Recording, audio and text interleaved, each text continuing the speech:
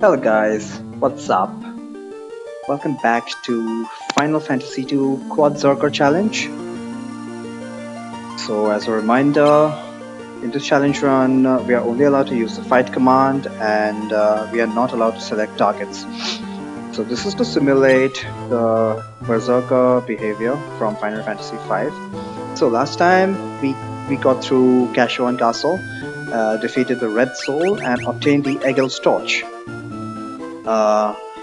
Being berserkers, we don't have access to teleport spell. What else? Also, last time we discovered that one of the challenges we are facing is the adamantoise, and the way I chose to deal with that challenge is just save scum past it, which is possible in only these versions where save scumming is allowed. Speaking of save scumming, I'm just thinking, is it actually possible to do a challenge that... Look who just popped up. So I was just thinking whether it's possible to do this challenge in the NES version. Generally speaking, I try to use strats even when I'm playing the relatively modern versions of this game, which will work on the NES version. Sometimes, yeah, in some of the challenge runs, I would say the NES version is actually much more beneficial. Flat out better. But sometimes what you need to do... seriously? But at least I saved, so I don't have to use potions again.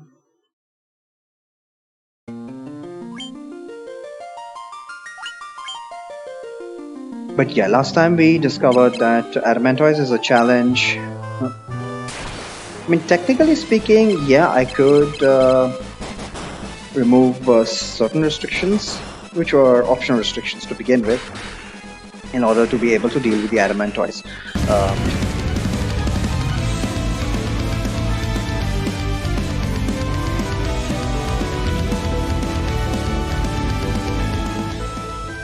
Never seen me play this game before. Oh my god, man! You will really enjoy this. What's up, Puzzled? You got a day off today?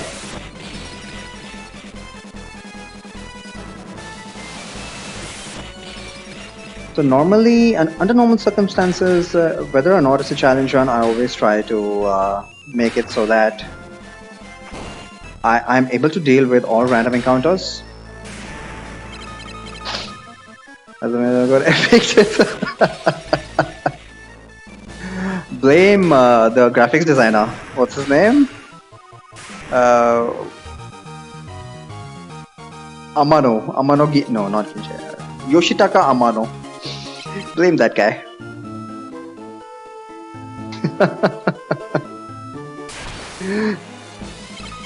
Land turtle is fine. Yeah, you're off. Cool.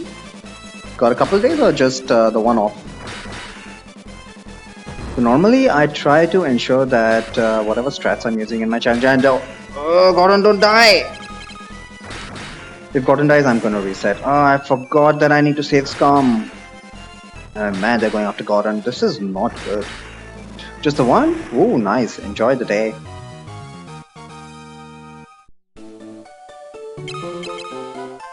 Heal. Want to make sure we heal up after every fight. Especially Gordon. How many Phoenix Stones do I have? None?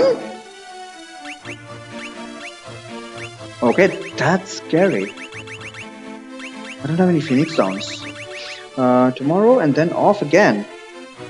Okay, strange. Why like that? Do you get a choice? No, I think you told me this. You don't really get a choice in the matter, do you?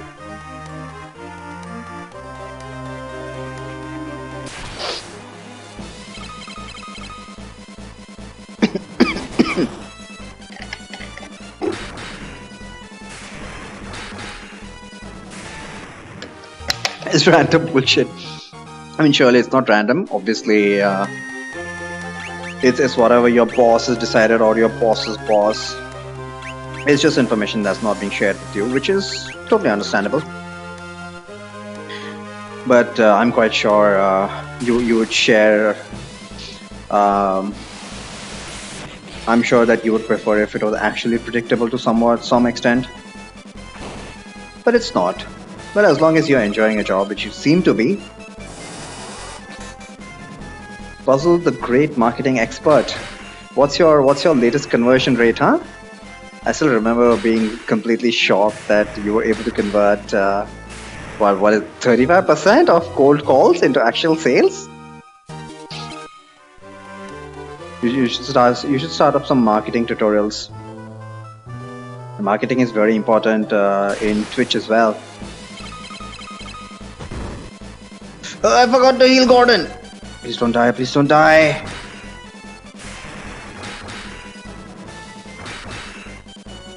32%. Nice. And the minimum requirement is what? 19. Why don't I have Phoenix Downs? I guess I just prefer to buy the other consumables. 300 is fine. Yeah, got Gordon. At least as long as Gordon survives, he's going to constantly gain HP. 23%. Okay.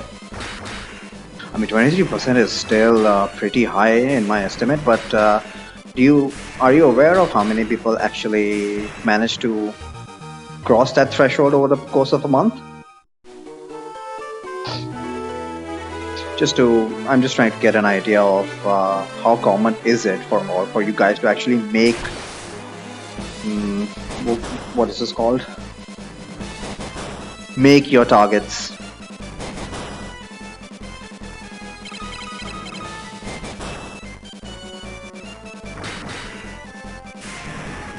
%. Usually everyone gets over that. Okay, then my expectations are very skewed then.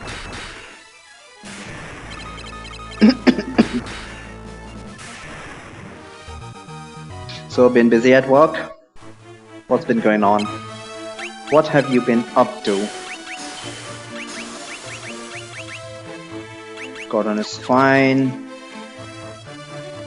But yeah, I don't understand how they are managing to get 30 damage on Zezat. Does he have subpar equipment? Mithril helmet, golden armor, mithril gloves? No. So maybe it's just damage rolls. Bronze. Oh. Lena has a bronze helm. 421 HP. And what about Buds? Buds has a mithril helm. Okay.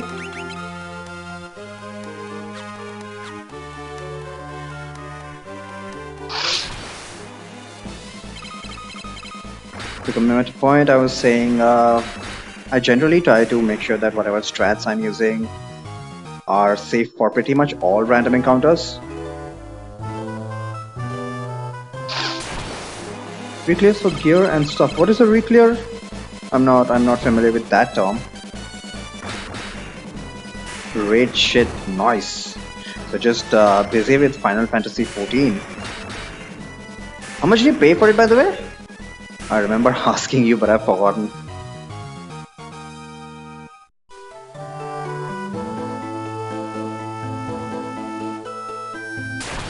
So the return journey, and I must save £9 per month. Okay.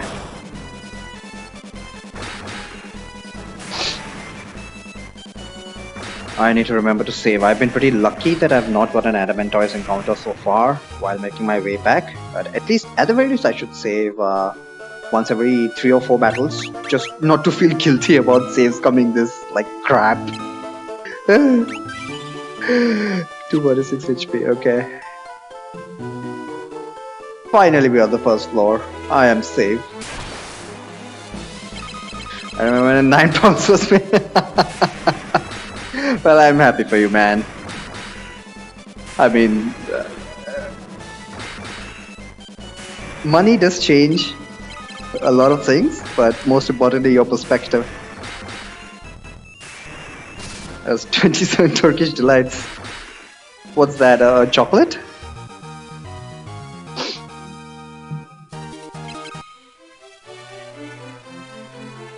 Did I grab this cure book? I'm quite sure I must have. Alright, so that completes Cashew on keep. Even if we run into a sergeant who is a rare encounter on the first two floors, yeah, I did pick up the kill bomb. Even if we run into the sergeant, I think we have enough offense to actually punch through his defense, so not too bad. Rose flavored jelly with chocolate. Ew! Jelly and chocolate, the combination seems pretty disgusting, man. Thinking of whether I've had ever that combination.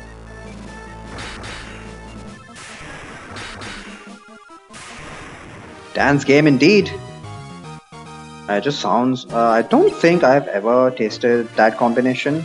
I'm kind of thinking if there's anything available here equivalent to that. Jelly and chocolate. I don't think so, but it just feels ew. It's really good. If I ever come across that, I'll be sure to give it a try. Turkish delights, you say? I'm quite sure someone must have imported it here in somewhere. In terms of imported chocolate, everybody just talks about Ferrero Rocher. I don't even find that very tasty.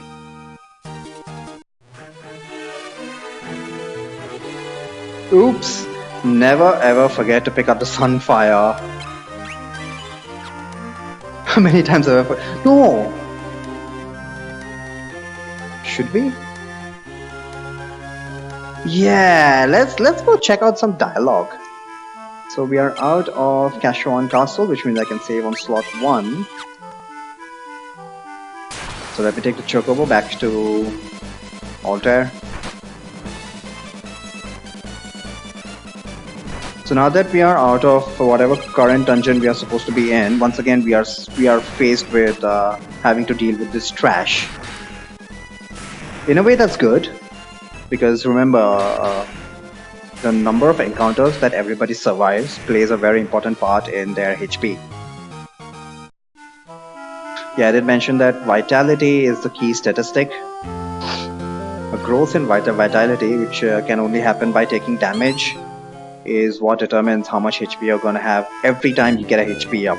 But still, a free HP up is still a free HP up, and since we're just not allowed by the rules to run from any random encounter, technically speaking, yeah, pressing L and R I can run, but the fact that I'm only allowed to select the fight command pretty much disallows that, if that is not obvious in the rules.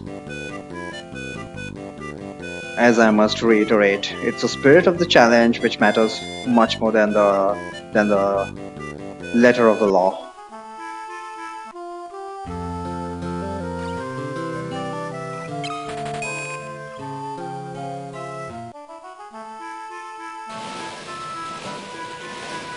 So I'm hoping that today we'll run into some more interesting challenges.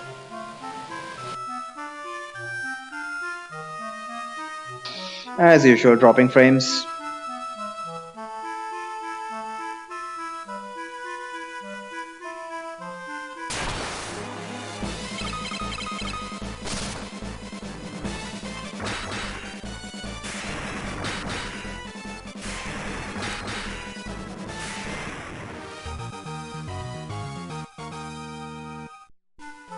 What's HP increase? I think... Who was it that died in the Adamantoise fight, where the Adamantoise was the boss? I think it was Butts. So I guess in terms of regular HP growth, he is behind everybody else. Okay, so we got the Egil's torch, right?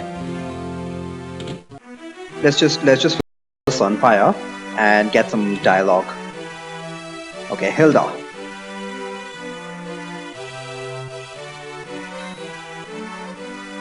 Gordon, you're too late. Had you come earlier, we would have no need for the bell. And Joseph, wait. Oh crap! I forgot that I went back to Hilda's last time. Wow, shit! This was a waste of time. I'm sorry about this. But hey, I'm not gonna complain. This is kind of like extra grinding. Oh, by the way, Puzzled, I completely forgot to ask you if you're still here. What's the update on your laptop, man? The fact that you haven't said anything about it, I'm gonna assume that the news is pretty bad still.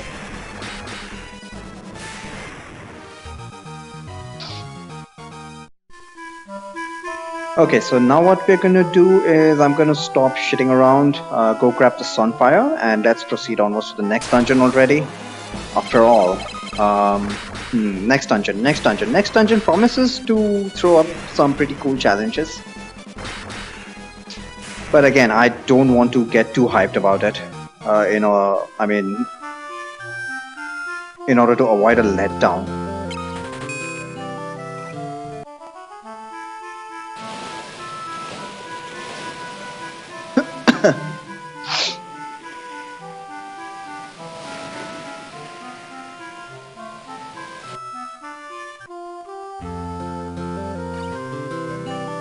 What am I supposed to, right, get to Cashew on?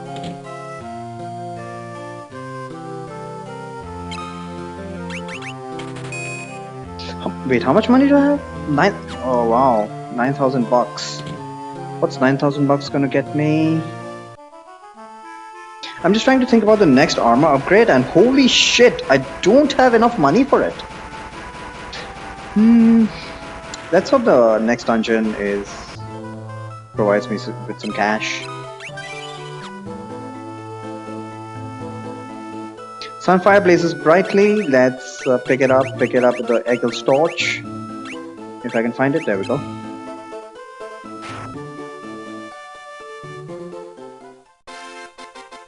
And we finally got the Sunfire. The acid told us our objective is to blow up the Dreadnought, and the way to blow up the Dreadnought is to throw the Sunfire in.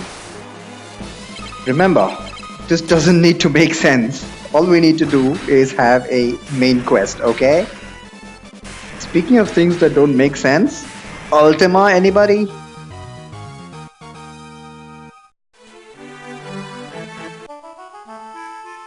Oh no! Also, unskippable cutscenes on the GBA.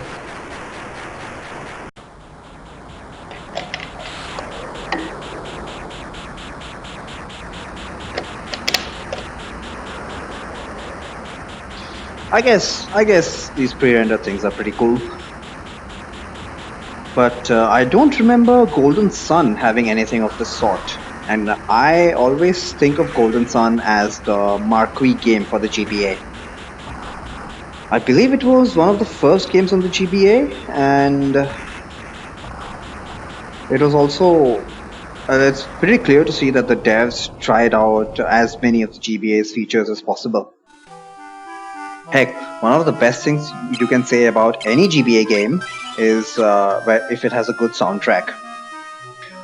If they manage to bypass the shitty sound of the GBA, the sound of the GBA hardware, that's a huge accomplishment in my book. Right, let's just proceed towards the Dreadnought, or shall we get some chat? Yeah, let's get some story. So what was that cutscene we just saw? Let's find out what these people say, because I seriously, it's come to the point where I played this game so many times that I don't even remember what they say.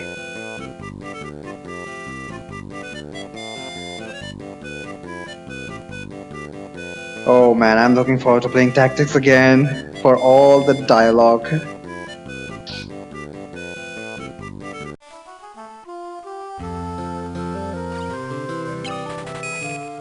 I have to admit, this back and forth, I mean, obviously I'm exaggerating this, but there is a lot of back and forth early part of this game. It's like the first 3 dungeons, technically the first 4 dungeons, you constantly have to keep going back to home base, and during the process you have to deal with this trash over and over again. And the way Final Fantasy II works is that every time you upskill, you need to find out more powerful opponents, just like IRL. So constantly beating the same old trash is definitely not going to give you any kind of growth, which is technically not true for a couple of these stats. but I'm more than willing to give that much leniency. Like for example, I think if you wanted to grind agility, probably the first area in the game would be your best bet. But why would you grind agility? Oh my god, I have such a beef with agility, I'm telling you.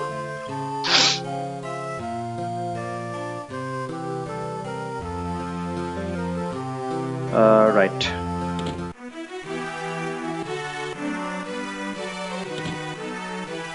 So, Princess is not there. What do you have to say? I've just received word that the Dreadnought is heading somewhere north of Finn. Just received word, okay. Sid's airship has been captured by the Dreadnought and the Princess with it. There we go. Well, the Princess was captured. And of course this is all your fault. I like this guy. You blow up the Dreadnought? You could blow it. I'm so glad I came back for this dialogue. Blow up the Dreadnought? You can blow your way out of a cloth sack. Lena's going to be like, wanna bet? What do you have to say? You must rescue the princess! Hey, don't force me, Dad. The princess felt badly about always sending you out on such dangerous assignments. She thought the least she could do was to meet you at Cashuan Keep on Sid's airship. You know what they say, the road to hell is paved with good intentions. Like, I have to say, Princess Hilda, everything she does just backfires. So, she would have been a proper character in Final Fantasy V. Please rescue my daughter, and that's all he says. Come on guys, get creative. Final Fantasy Tactics for me has set the new bar. I just want to see if more games have writing like that, regardless of whether they are, what do you say, remakes or not. Looks like the princess is trapped inside the Dreadnought. Please, you must rescue her. Well, at least he said please. Princess left on Sid's airship to meet you at Cashuan Keep. I tried to stop the princess from boarding the airship, but she wouldn't listen. To think she's been captured by the Empire now. You just gotta save Princess. Excuse me. Use the Sunfire to blow up the Dreadnought. Like, this guy doesn't even care about the princess. If the Dreadnought attacks again, we're finished. That's the Sunfire of Cashuan. Indeed. Princess Hilda. What exactly is the relationship you had with her? Anybody else? I think the entire population of Altair had... Is evacuated the right word? Listen. What is no can? Oh shit, is it no can? Crap. No cam, thank god. No cam means I'm not using a webcam. What did you think it meant? Also, hey Brian? Twice in 2 days, to what do I owe this pleasure?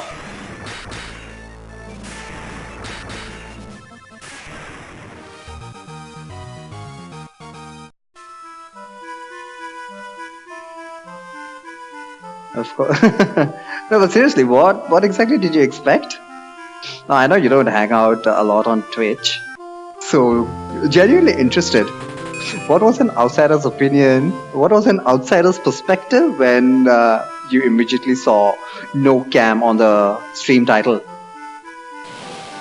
Getting my food ready. Sure, no problem.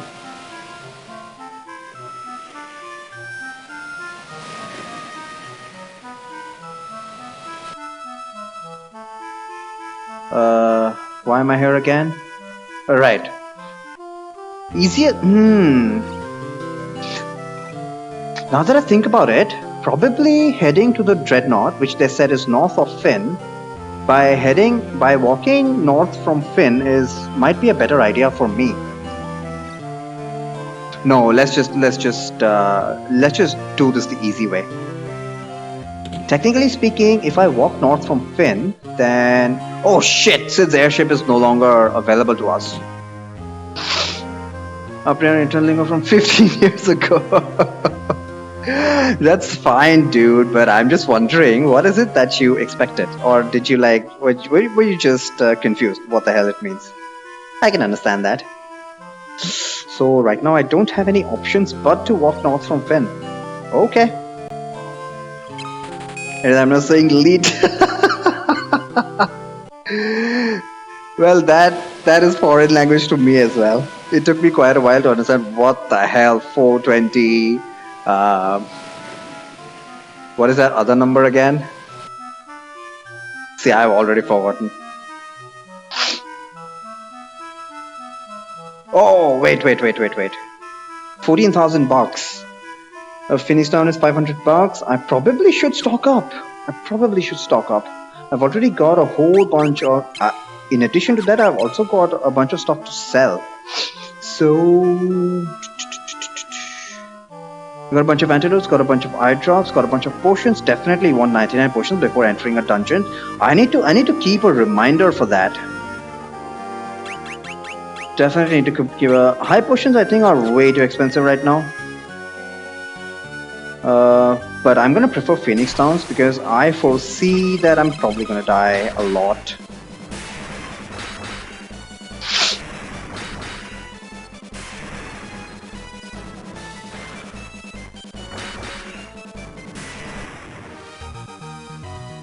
But I have to say, at this stage in the game, the HP values right now for my guys are looking pretty good. So the experiment that I was trying of not using shields, I have to say, this fucking game trolls you like this. Like so far, based on everything that we have seen, what would we ever conclude that shields are useful? Shields don't grant defense, and who the hell cares about evasion when you can just equip another weapon in the offhand, and just smash the enemy to pieces? So we are a good 6 or 7 hours into the game, and still there's no indication that evasion is in any way, shape, or form useful. Max star potions, that is the number one priority. High potion. Wait, high potions are 150 bucks. So in order to get 100 high potions, I would need 15,000.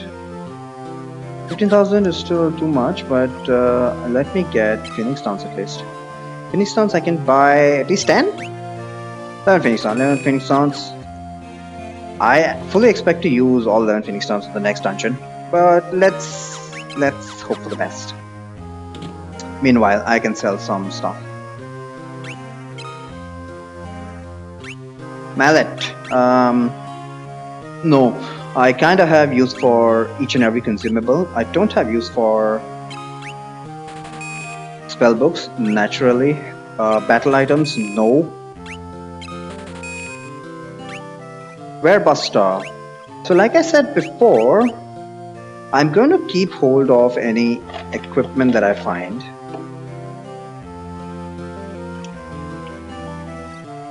Oh boy, dropping a lot of frames.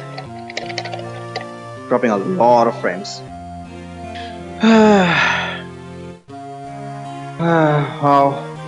I hate feeling helpless like this, but I'm subjected to this feeling so constantly. I would have thought I would have grown used to it, but no. Spear is the basic weapon. So I'm still gonna keep hold of different weapon categories, just in case. What a mithril axe? Wait.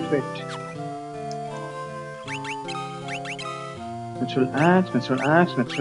I have an extra mithril axe. Why?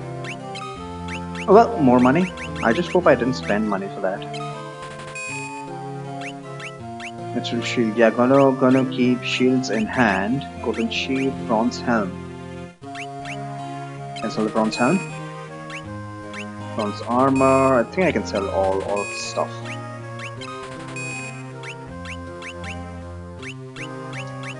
Because when we lose Gordon and the next party member joins us, we can just buy the latest in armor. So it's no big deal.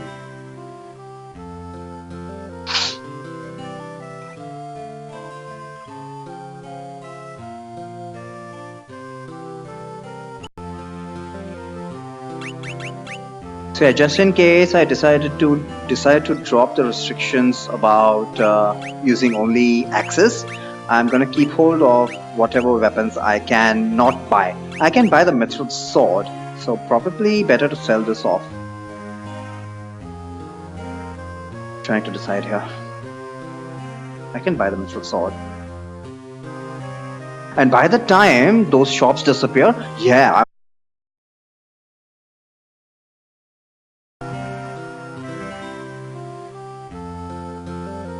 Just waiting to see if we are back live. Come on. Yep, I think we are back live. Okay. So as I was saying, I'm going to keep hold of as many weapons as possible, especially the ones that I can't buy. And technically speaking, the mithril sword is part of the group of weapons that I can't buy conditionally. So late game, surprisingly, those mithril shops disappear. I know it was a shock to me. I can't remember the exact situation where I actually wanted to buy a mithril sword, or maybe I wanted to buy a mithril something else. But I remember that those shops had disappeared, and I remember being shocked about it. But I think we are safe.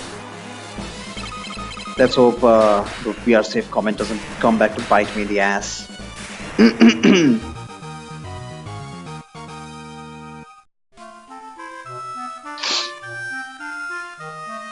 And I fully believe that by the time those mithril shops disappear, I will have no use. I will have no need to buy any mithril weapons.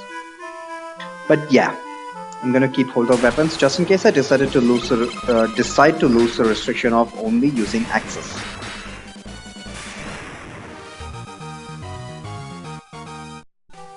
All right. So once we go north of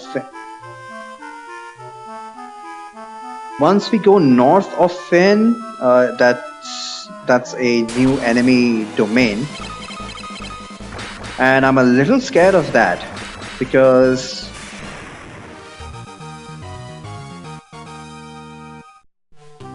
I just thought of something. How much money do I have? 40,000 bucks. I was thinking that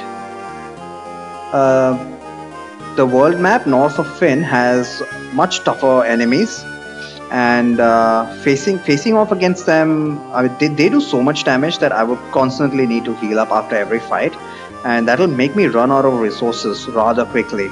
And then on top of that, I have to go through the dungeon as well. But what struck me, and this is something I've very rarely done, is on the world map I can use cottages.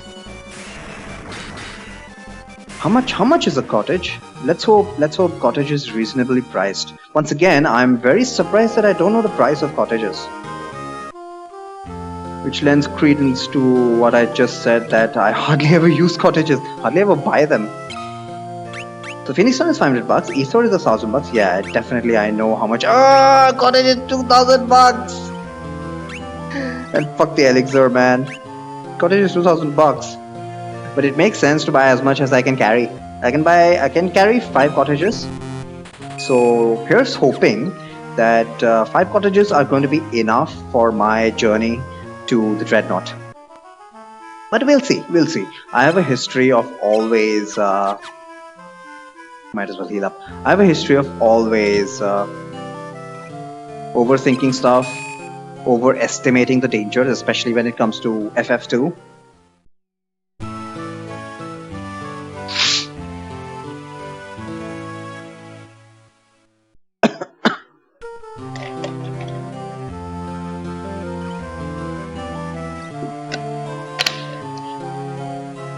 Okay.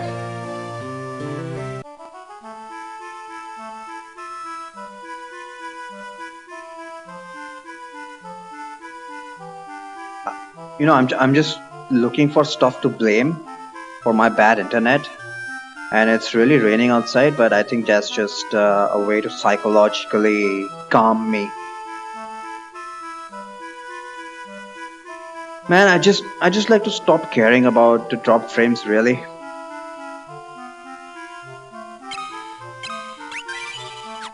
I also have the power of magnificent scale. Woo! Look at how cool those things look. Nice colored forest racos. And it does appear that I overestimated them. If you're only going to do 40 damage on the supremely weak Gordon, my respect for you has just dropped. Majorly dropped. And to add insult to their injury, Gordon even gets a HP up. So what I'm going to do is I'm going to keep saving because I don't want to use any potions during this trip to the Dreadnought. Again, I'm just being super cautious. I don't need to do this. I don't think I need to do this.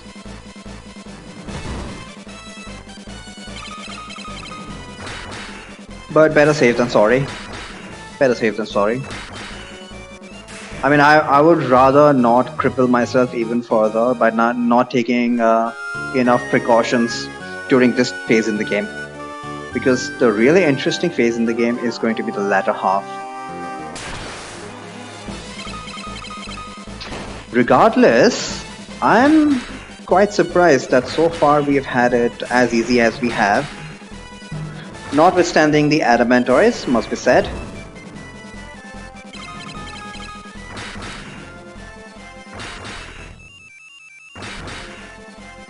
So Mithril Axe, yeah, Mithril Axe is still the best weapon that money can buy right now.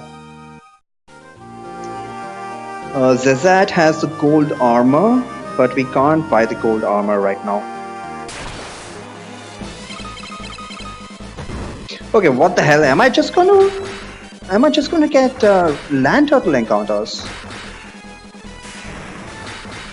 Looks like I had enough HP to survive all the battles. I was seriously considering whether I have enough HP to survive one battle. Because historically, I remember getting thrashed on my journey from Finn to the Dreadnought. But maybe all of those memories, especially the bad ones, are from the NES version. Like, you get into an encounter with 4 big birds. Big birds are what that Forest Rakos is called in the NES version. You get into a fight with 4 big birds, and they hurt, man, they hurt.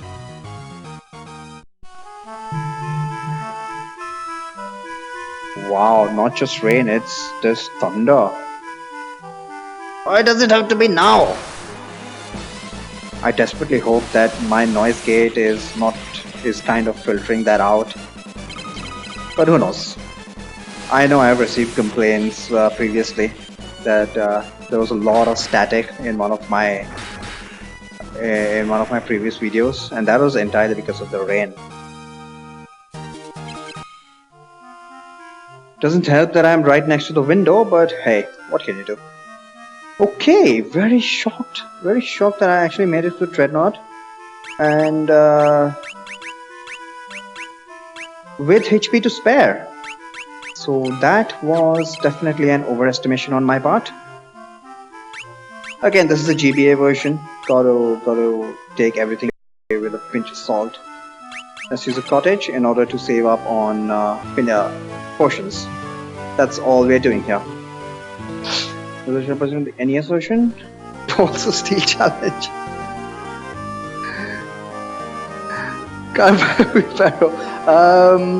That's what I was just thinking about whether this is possible in the NES version, and I think it is. I think it actually is. The only thing that you can't do in the NES version is save scum. So I'm just thinking when you're inside a dungeon. I'm just stuck on early game right now. I'm not even thinking about late game. So no, not 1. No, we need to save on 1. Yes, and I'm going to use slot 2 for inside the dungeon. I'm just thinking that let's just take the adamantoids encounter for instance.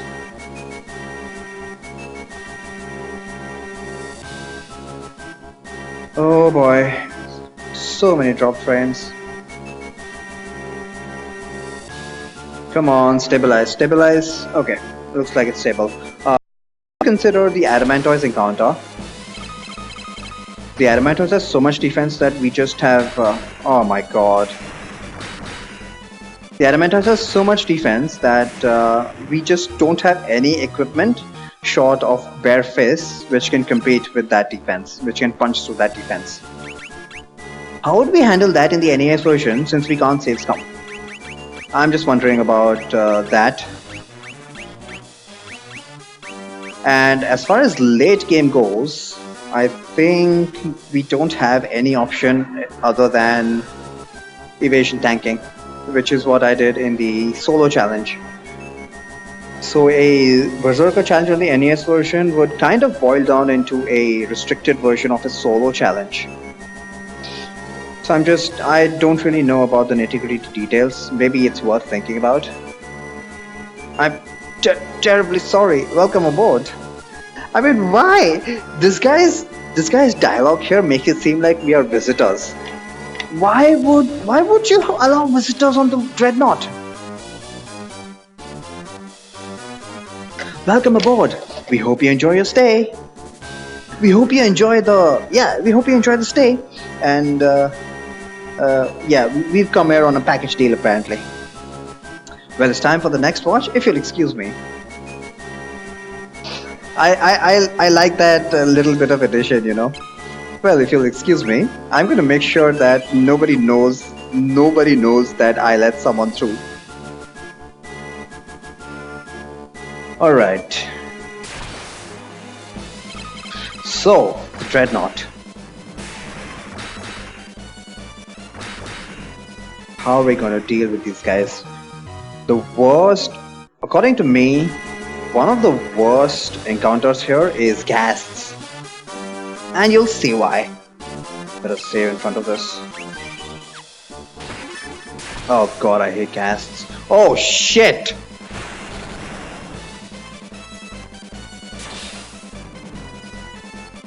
Must be the off-season for the grandparents.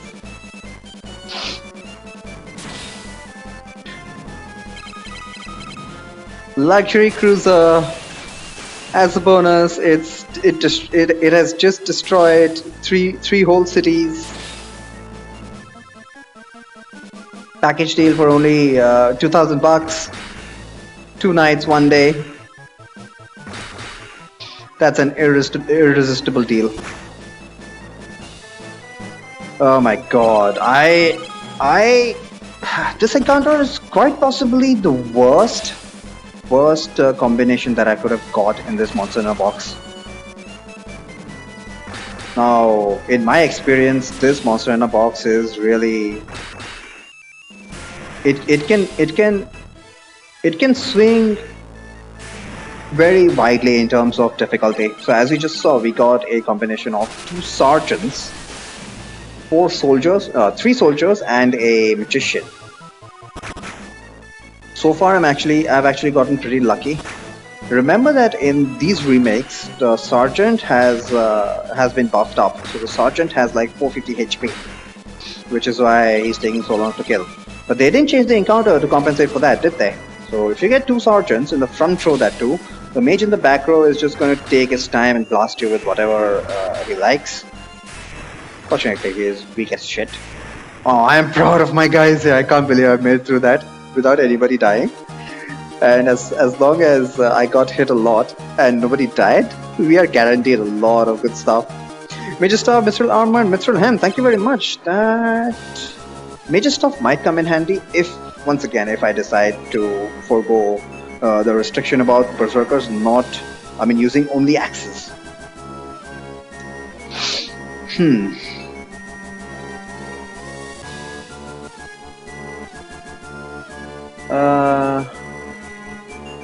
Hang on. Let's heal up. Let's heal up and then save. I do have 99 potions. I don't mind exhausting my entire supply of potions in my journey through this dungeon. I think it's far more important than nobody dies.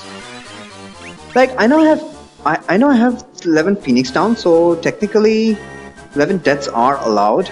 But the thing is, when anybody dies, they don't gain stats, which seems obvious, but the thing is, in Final Fantasy II, what you want to strive for is get them to the brink of death and yet not die. which is a very, very difficult balance. Oh god, 4 ghasts. This is not good. Blind 4, that is why these guys are such trolls. And Blind 4 is gonna hit everybody. I don't know how it missed Lena. Blind 4 is quite possibly the worst thing for our party here, since all they're doing is attack, half evasion. I don't really care about evasion. Half accuracy. Half accuracy is just so bad. I tried a 4 monk challenge. He has enough reason.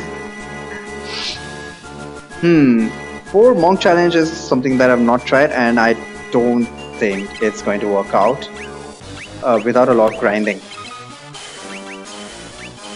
I do have a solo monk challenge, and that was difficult as it is. But yeah, I just think there is way too much grinding in a 4 monk challenge to make it enjoyable for me. Surprisingly, people have tried it. I've seen them, and after you grind bare fists, the obscene amount of damage that you do is very addictive. I can kind of see that. Have you tried it though? Oh my god. At this rate, I'm actually going to consume more eye drops. I'm going to be consuming more eye drops than potions.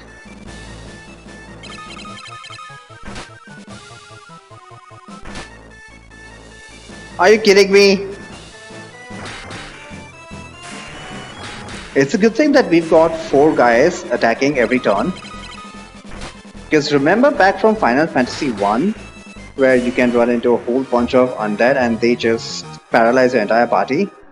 That's what potentially ghasts can do, because they paralyze with their physical hits.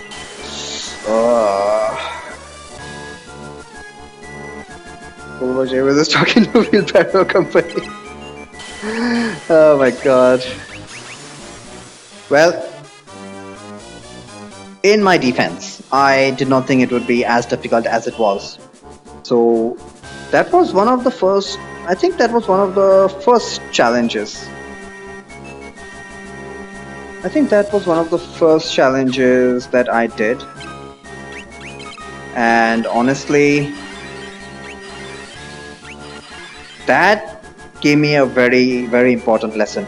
That the only real challenge of Final Fantasy II, in my opinion, is if you don't have enough evasion.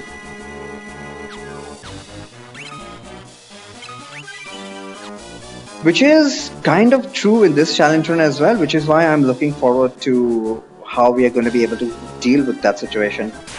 Technically speaking, the Berserkers are allowed to use shields, but as we know, shields are the secret in Final Fantasy II. And because of the weird mechanics, where your kind of speed stat, your speed calculation factors in indirectly shield levels. Because of that, I'm consciously trying not to use shields. As a result, not only are these guys slow, as it should be, as Zergs in FF5 are the slowest job class. But in addition, it is costing me evasion. So whatever, at the very least, unlike the solo monk challenge, I'm going in here with expectations of getting thrashed. So in that way, I think I'll be able to deal with it mentally.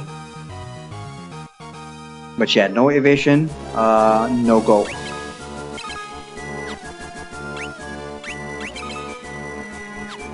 Just think about the end game. Just think about end game. It's almost impossible to go through end game without evasion, unless you are willing to save scum. I would rather not save scum, but hey, that's a totally legit strat in these remakes. So I guess in that way they made the game a lot more lenient. If you are allowed to save scum, then it effectively halves the difficulty of the final dungeon.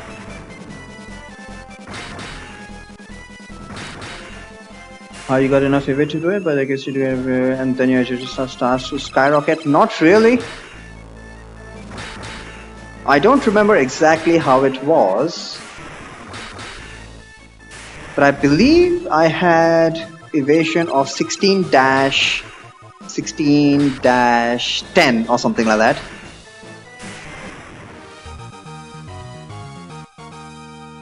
That middle game, yikes. Honestly, the middle game was fine. It was the end game that was horrible. And not for reasons that you would normally expect. So, if you're going solo, obviously your evasion levels are going to skyrocket. That is not a big deal. And in a way, your evasion levels can compensate for evasion. Your evasion levels can kind of compensate for evasion percentage. However, so the I tried that challenge in the PlayStation version.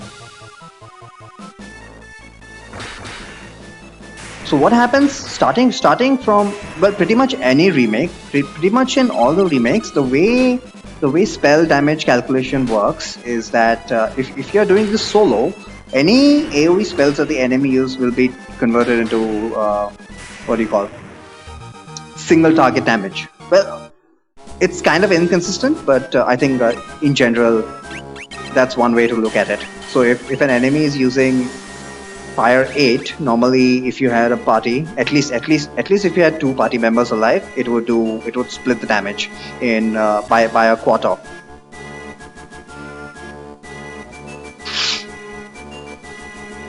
Would your physical management be high? Physical evade should max out. Physical evade does max out, but it's your evasion percentage that suffers because you're not using a shield.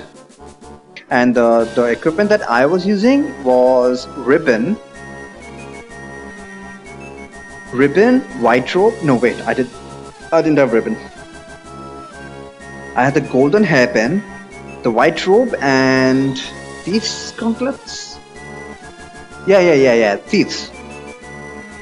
So that was only plus 10 evade, plus 10 evasion, plus 20 rather, plus 20 agility. So I don't think I had more than 20 or 30. No, I would have had at least 30% evasion. Yeah. What am I talking about? So my evasion was something like 16-30%. And I was using Maria. So Maria starts off with 15%, 15 agility. So that's a base of 15%. And if you don't use any armor, armor that gives you a weight penalty, then pretty much all of your agility goes into evasion, doesn't it? So I had evasion of 16-35%. 16-35% was good enough to evade like 6 or 7 hits. So talking about the Death Riders, they still got 1 or 2 hits in. And I had like 4,000 HP because when you don't have evasion for most of the game, you naturally get that kind of HP. But the bigger problem was the AoE spells. If an enemy does 100 damage, multi-target, if you're going solo, that spell will do 400 damage. So you can immediately, and since enemies don't have anybody else to target anyway, you can kind of see where that can go. That can get nasty pretty soon. I specifically remember having a lot of trouble with the White Dragon. You remember the black robe, the black robe chest in Ultima Tower. So that dragon gave me a lot of trouble. I don't know how I managed to get through that, honestly. Princess! But I meant to meet you at Cashron Keep, but things didn't go as planned. Look at that expression. I'm sorry. Thank you for coming to rescue me. No ribbon. I had the white robe, so I didn't really need the ribbon. Honestly, if you have the white robe, you don't need the ribbon. Kind of. You're still going to take elemental damage, can't you? If you have the Aegis shield, you don't need the ribbon because you only really need the ribbon for status protection, don't you? The elemental protection is a bonus, in my opinion at least. Thank you for coming to rescue me. Oh, her expression changed.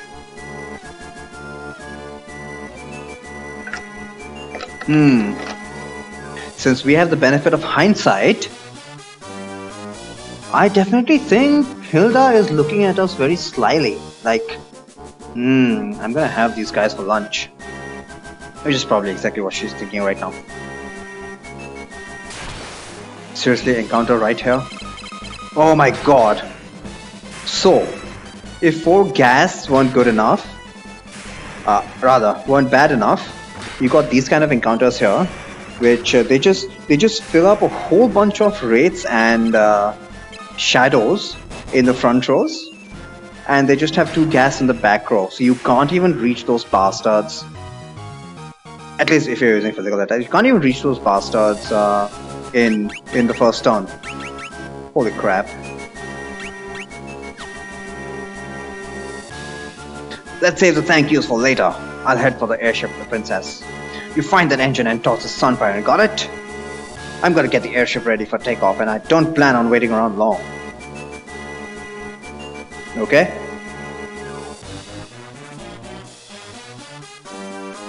So true to his portrait, Sid talks like badass.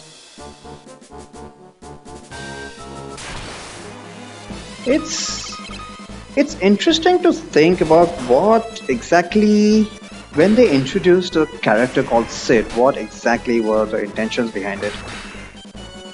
Because needless to say, FF2 remakes are, well,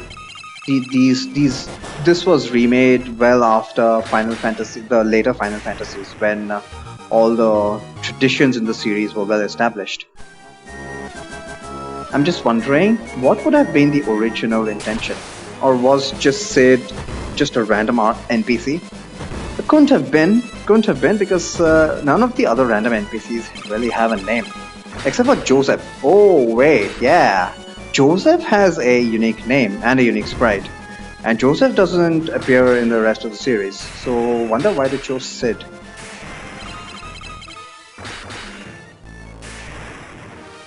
So my theory falls on its face right away.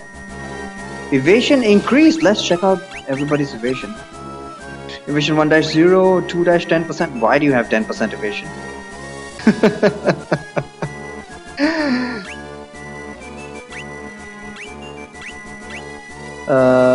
2-0, 2-10, and 1-26.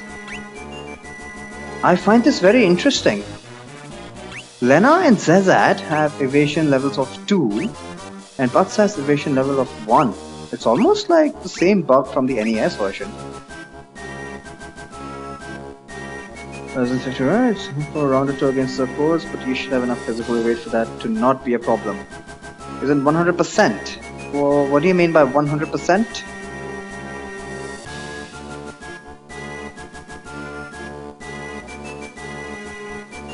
If you're talking about magic defense, Ribbon is like 25% or something. Not entirely sure about the stats. But Corals shouldn't be a problem. Definitely shouldn't be a problem. Corals only get 7 hits. Death Riders are your biggest issue when you don't have evade. When you don't have enough evasion. Corals can't really hit you because they only have 7 hits, and I think even their accuracy is not that great. Death Riders, on the other hand, have 8-99 or some horrible shit like that. So they are going to get 8 hits.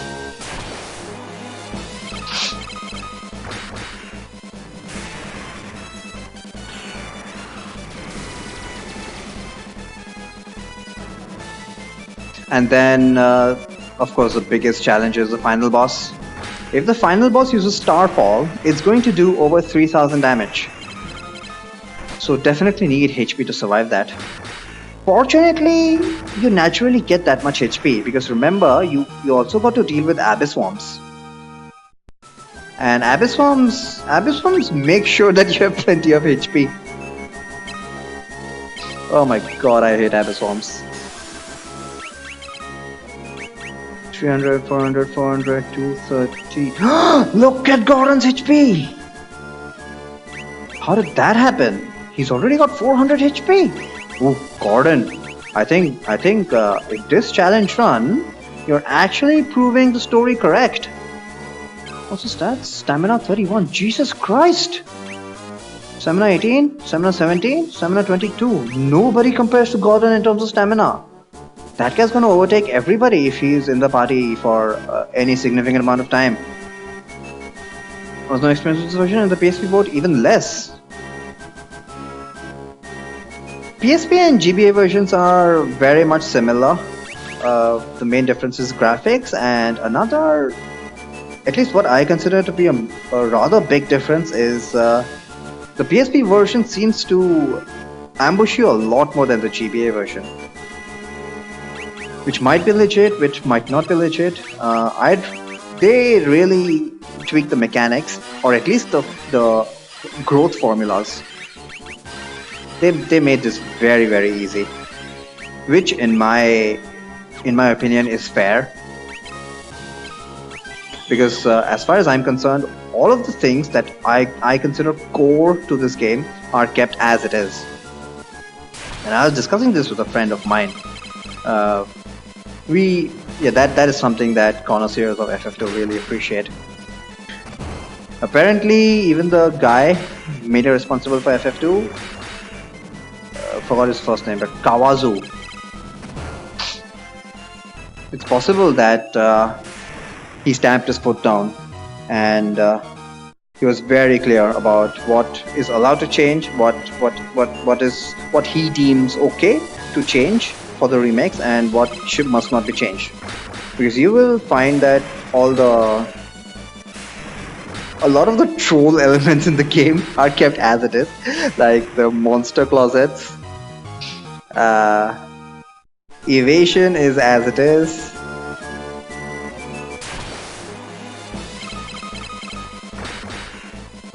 But generally speaking, the game is a lot easier, and as I alluded to, the fact that you can save scum, that I think more than half the difficulty of this game.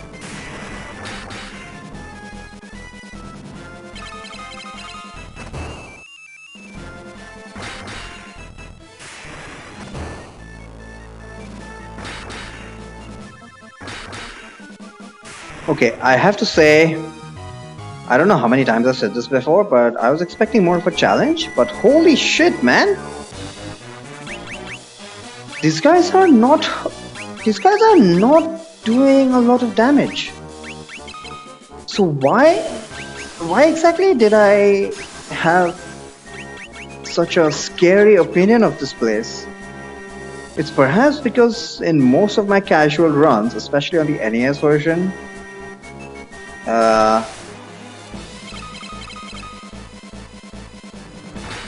I would always come here without any armor in order to prioritize evade.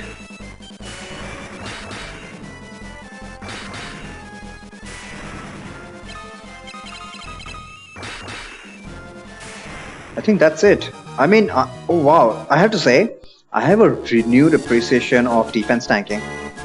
At least for this stage in the game. And I can't really say this is early game because we are a good 6 hours into the game.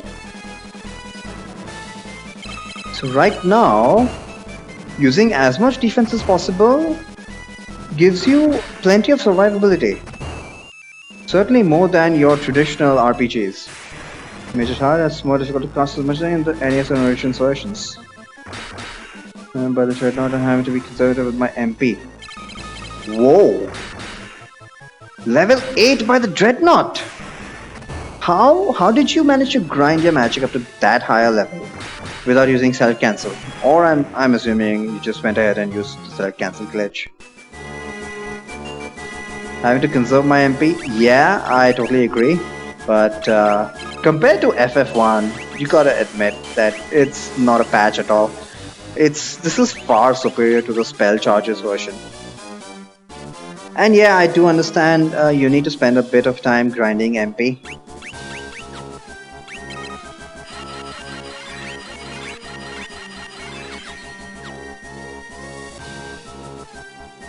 In fact, I would say most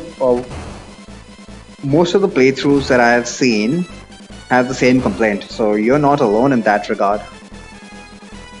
Normally, people just go into a dungeon and find that they are very, very quickly depleted of MP. Because you just can't consistently keep casting MP. You have to be very conservative with it. And given the amount of defense that most of these enemies seem to have, it's just... I mean, casting magic is just a logical solution. Put up my MP and then just replace the mage with level 1 fire. Exactly. One of the best tips that I have read in the walkthrough is when you're on the world map, use all your highest level spells in order to have a decent chance of gaining MP in each fight. And oh shit, Gordon is going to die. Please don't die. It's like having a dedicated mage. It's always preferred to have a dedicated anything. You know what they say, it's better to be a master of something than a jack of everything. And I think the fact that you can pretty much level up all of your stats independently in this game kind of lulls any gamer into thinking that you can just get god type characters who are good at magic, who are good at physical attacks as well. But it still incentivizes the game, still incentivizes you to specialize, like any other Final Fantasy games where characters are good at one thing.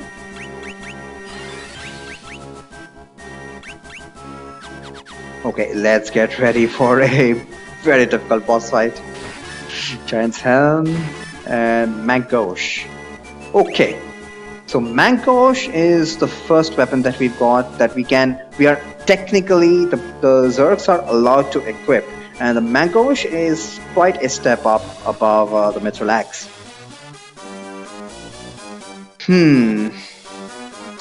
Question is, should I go ahead and use it? I think why not? Why should I not use the Mankosh? What should I use the Mankosh on?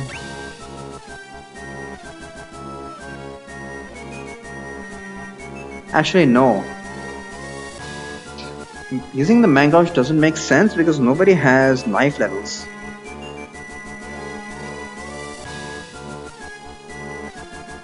My first was FF2 US. FF2 US.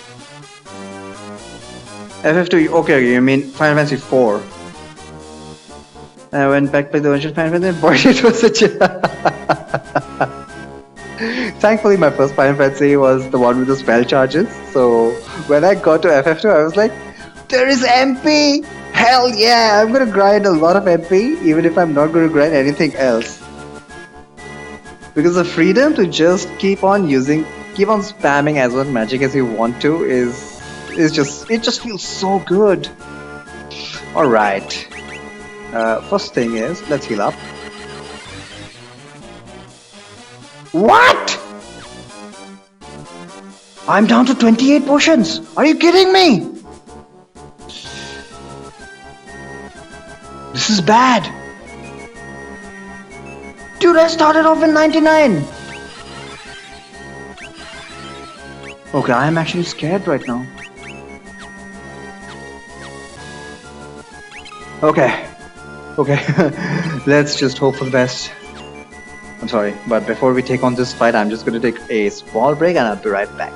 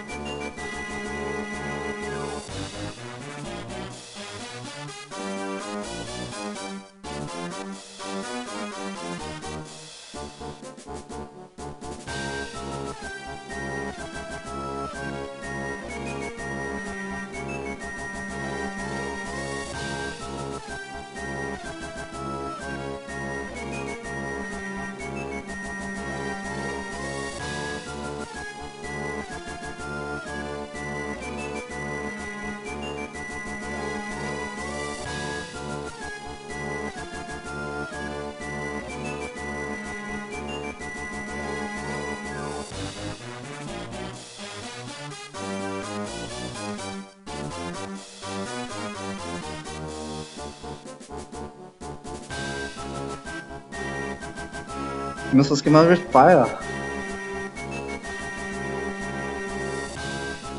Idiot guy over there really like to throw his flame.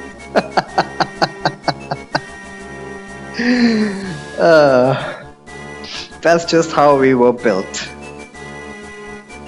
Oh man, winter is starting here. Save. Did I save? And I'm constantly talking, and because of that, I need to keep drinking water. Just gotta kick us. This can't possibly go bad. 0 damage, 45 damage. Oh shit.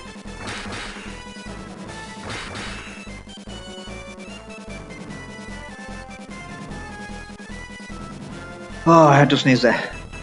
Okay, shit. 0 damage. This is going well. 400 damage.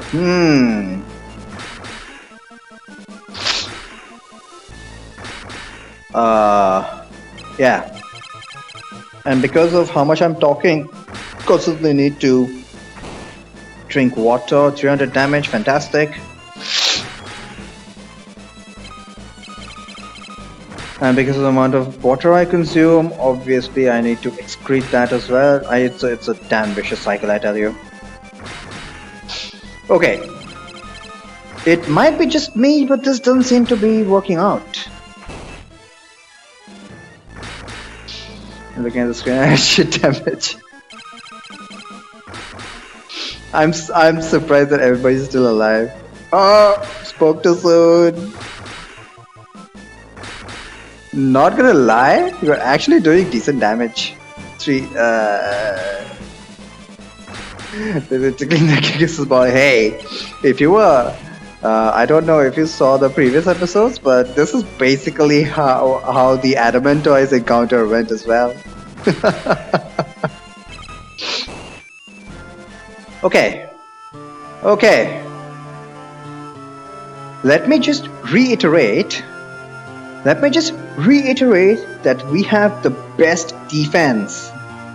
0 and 8 damage, yeah. When you were not looking at the screen, I was doing 48 and 72 damage. God damn it, Brian, don't look at the screen. Weren't you supposed to have lunch?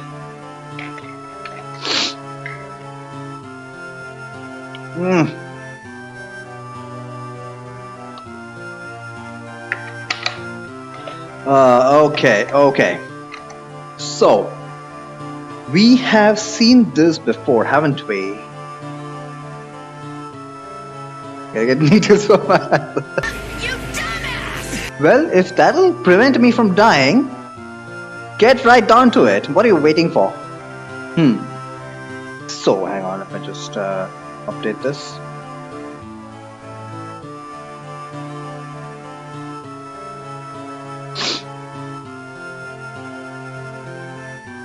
Look, I made my dessert.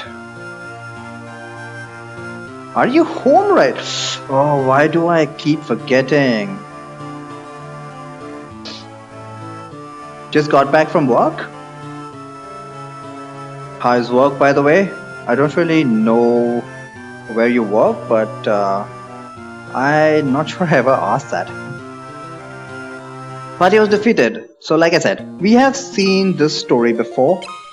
And one of those strategies, quote-unquote strategies, is just to keep trying.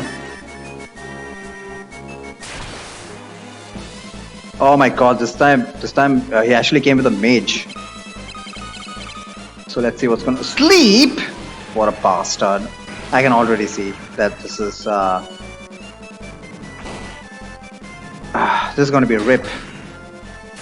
I mean, obviously this is gonna be a rip, but this is gonna be even more rip than last time. 0 damage. Let's try and use the psychological tactic that we tried with the Adamantoise and try to calculate damage. So it's still 0 damage. 1 damage. 0 damage. Oh, there goes Zed. Oh shit, he's still alive. 0 damage. 9 damage, so that's a total of 10 damage. Oh, not Furion. Butts with the MVP, 30 damage, so we've got a total of 40 damage right now. Come on. Can we have 100? 13 Gordon, thank you. 53 damage, 53 damage, 53 damage, 56 damage. We're getting there, guys.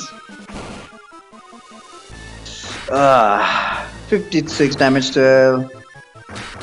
57 damage, hell yeah. 58 damage, oh my god. This is just... I can't believe this. 68 damage, 71 damage.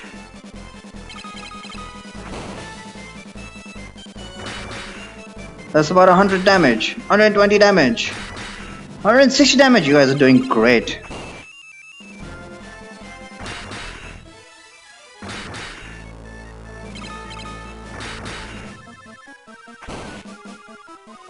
There goes Butts. And there goes Gordon. Okay. Okay, so we did about 160 damage.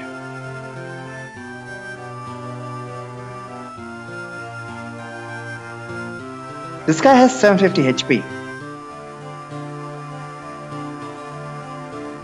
Scumming this fight doesn't look to be a wise strategy, but I owe it to myself to try at least 3 or 4 times. You dumbass!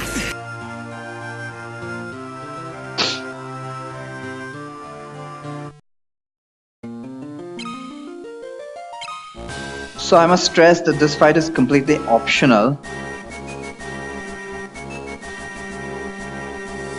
But if I don't do this fight... Oh man, if I don't do this fight, it's gonna screw with my 100% treasure at least. I've already given up on 100% bestiary. Oh, what a dilemma. Preemptive, okay, at least that's a good start. Let's see how much damage we can do here. Guys, we need crits and we need lots of crits actually.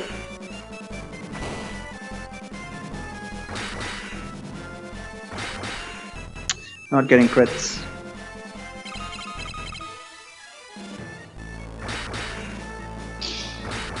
You know, the problem here is that unlike the Adamantoise encounter, we don't even have a decent amount of survivability in this fight. Because this is a DPS race that we probably can't win. I don't think we can get into a pissing contest with this guy.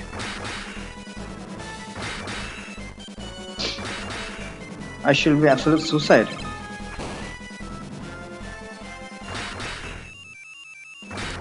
Good luck going to Miseria. Good luck with the second half of the game, man. So what we are seeing here is a preview of things to come.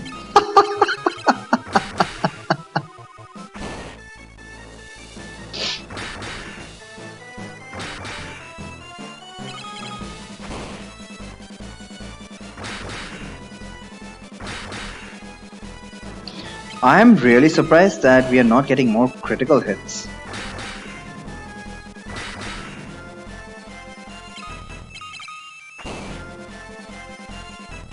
Oh, surviving at 5 HP! Hero bugs. Look at that. I mean, the damn Gigas is getting more critical hits than I am. This is nonsense.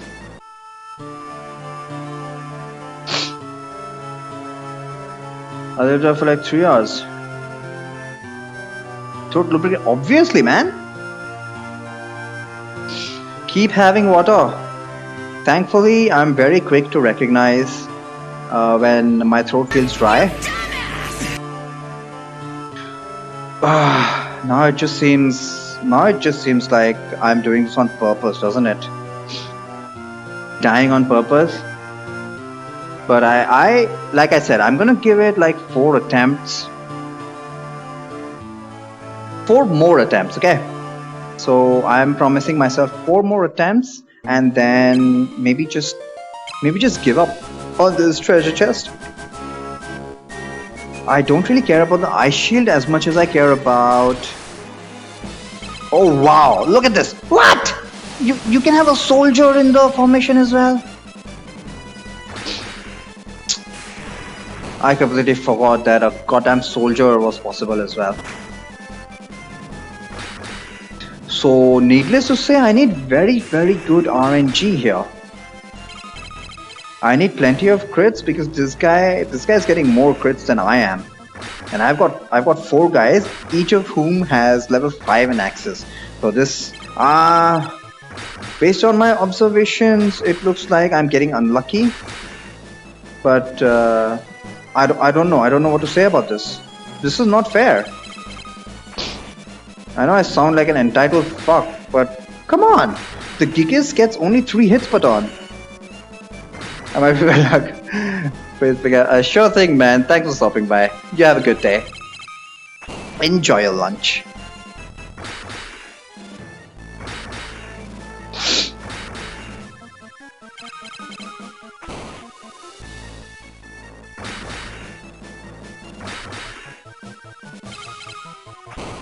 I fully believe that I'm supposed to get a lot more crits than I am getting. Because remember, in FF2, you have a base 5% chance of getting a crit every hit. Look at that! Look at the number of times he's getting a crit!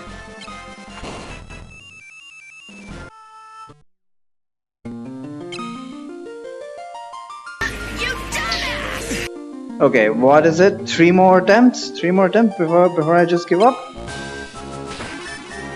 But yeah, good shit here. Good shit. Already we can see that this kind of an encounter is an almost insurmountable challenge.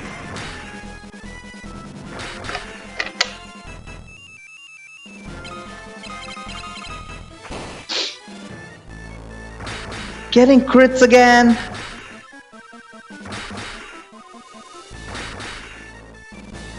And even if we do get a crit, we do like 41 damage.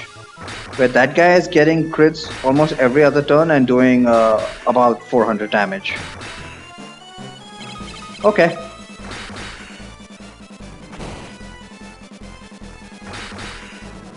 So, how the hell am I supposed to deal with this guy?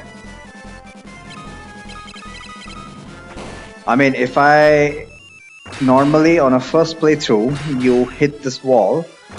I'm not talking about the NES version. No, the thing is, because he is a monster in a box, you are unlikely to have saved right before.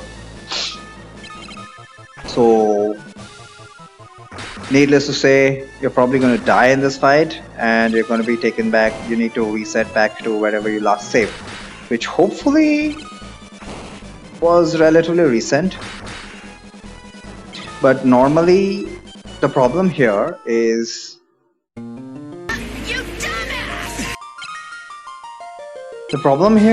if you want to go out and grind, you can't. Because you're stopped by a guard on the front door. So this entire situation is just FF2 trolling you.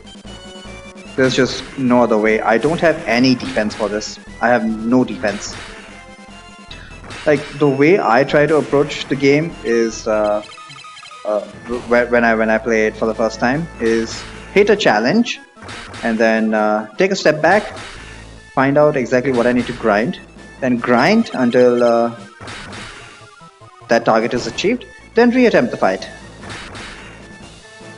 But when you're put in a situation like this where it just locks you out of the previous area, I don't appreciate it.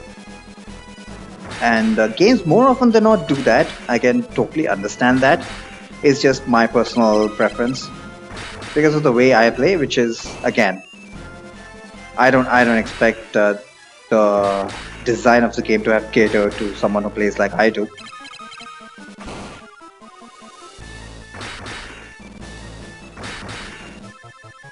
But that's the beauty of it, if you think about it in a way.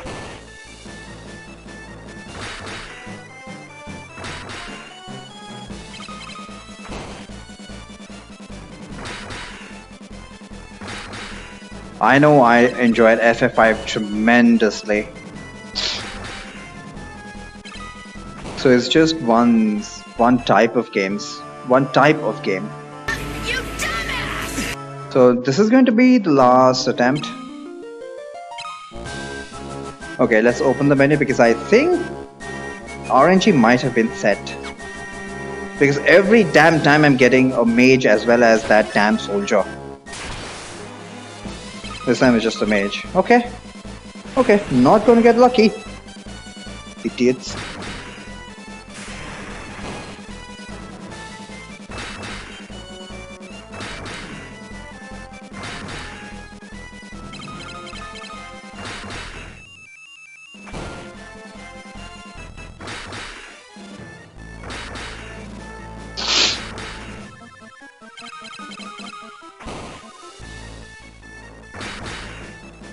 Yeah, this feels so futile. Unnecessarily racking up the death counter. Feels bad, man.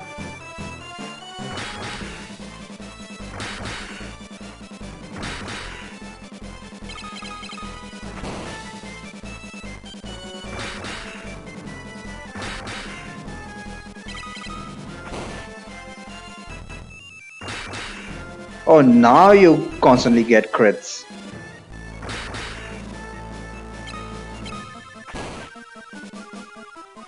I'm honestly impressed with Zazat's HP. The fact that he can survive two of the Gigas' hits. You dumbass! So let's just chalk this up as an L and continue forward instead of banging our heads against a brick wall. I mean, you know what scares me? Even if I somehow manage to win that fight, I only have 23 potions. What are the chances that I can make it back? Make it through this entire dungeon with just 23 potions? I mean, if I get encounters like this, sure.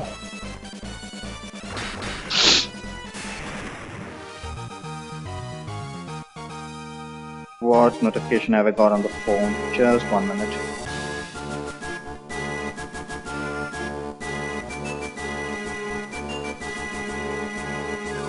Oh boy, I need to buy a new phone.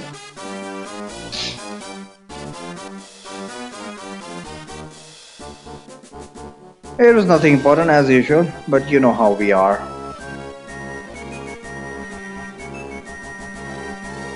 I don't know if constantly getting distracted by the phone or by a new email at work and stuff like that makes you ADD, or is it a sign of ADD? Like the chicken and egg problem, I suppose. Try it 10 times. I need to make sure I've got the wipe counter updated. Now that I'm using the wipe counter again, I need to constantly remember to update the of the text file that I use to derive this wipe counter from. Okay, final floor. Hopefully we can make it, fingers crossed. I really feel bad about missing that chest. But let's just brainstorm some ideas. What could I have done in that situation? As I have mentioned before, I think the absolute last resort option for me will be to remove any the Zerk restrictions. Not Zerk. What do I mean by Zerk restrictions? The equipment and the weapons that they can wield. I'm just gonna keep that as a last resort. So in the face of two evils, whether I should give up 100% treasure, or I should give up, or should I give up? Wait, something just struck me. Something just struck me. I don't have to give up. Oh wow, I'm just... Okay, so what am I thinking? Let me just complete the previous train of thought. What I was saying is, I was trying to decide between whether I should go for 100% treasure, whether I should give up 100% treasure on the one... God damn it. Whether I should give up 100% treasure, or should I give up the Zerk equipment restrictions? And In my mind, the equipment restrictions are far more important to this challenge run than 100% treasure, which was just.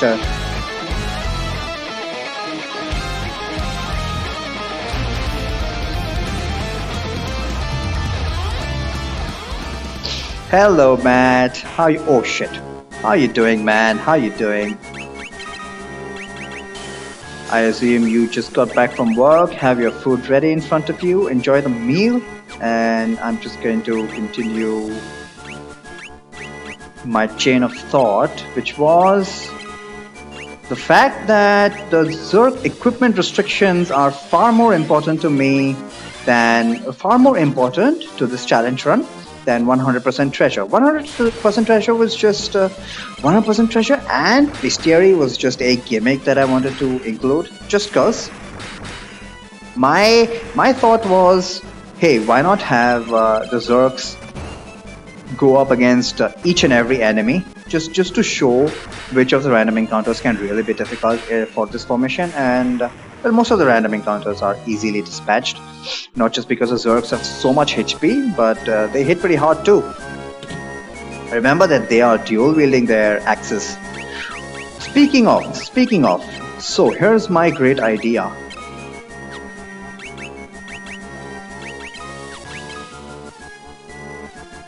So let's keep the Zerg's equipment restrictions in mind. The Zergs can use axes, they can use knives, and they can use shields. So that's what I'm gonna do. Don't hate me. Don't hate me. Hate this game.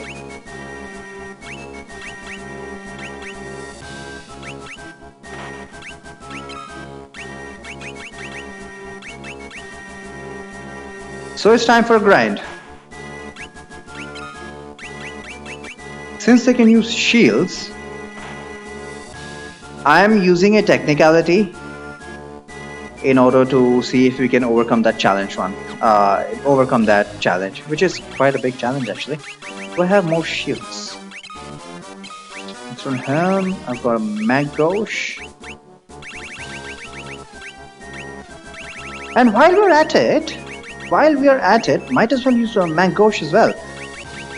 Seeing as a Maggosh is clearly a superior weapon to the Mithril Axe, and it's totally allowed. Heck, Maggosh even gives us extra evade. Quadzerker friends going to reach 1 million. Is that the target? What's the target? When are they going to release Homeworld 3?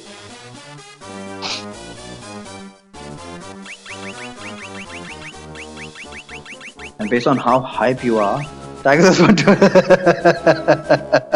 That was just, of course, that was a joke. Obviously, they already secured funding. So why the hell is there? What the hell is this crowdfunding for?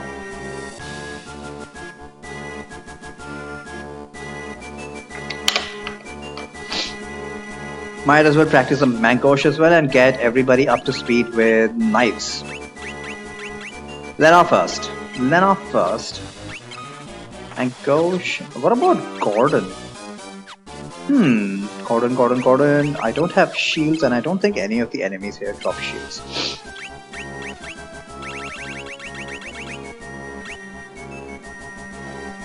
Trans platform participate in the development.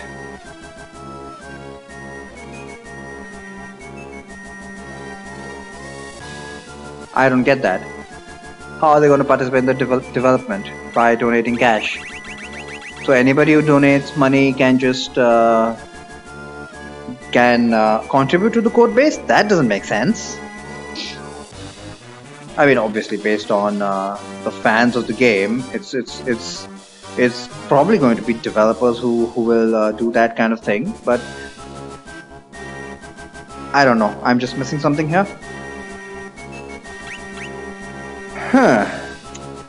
So a problem I'm facing right now is I only have 20 potions.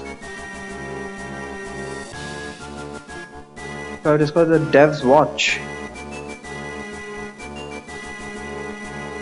But it's open to anybody. But I must over the direction the game should take. Ah, oh, now I understand what you meant by participate in the development. Okay. That's fair. That's fair. It's like buying equity in a company. Shareholders get to decide the direction of the company, don't they? I mean, board represented by the shareholders, so must be some kind of system like that. Okay, I'm short on potions. Should I take the risk?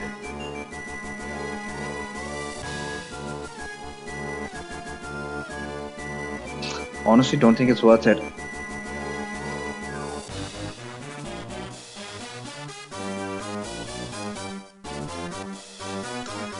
Oh my god, I'm so conflicted.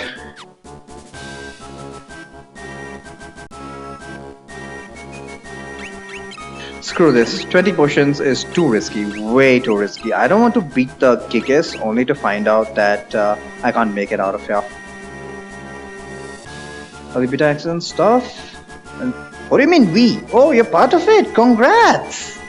I suppose that was obvious, seeing as how you have access to all of this information. April 2022.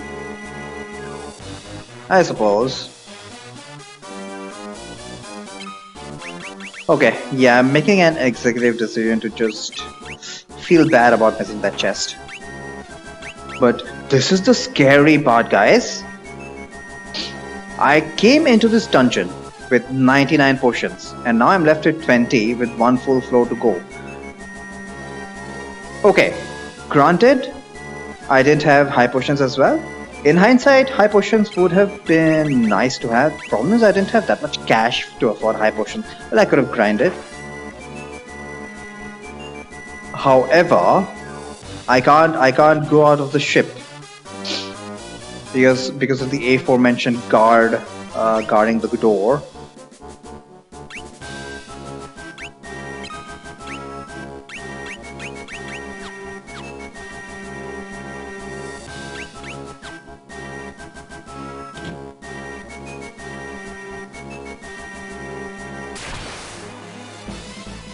Great, ambushed. Oh my god. Come on, you fuckers. I only have 20 potions.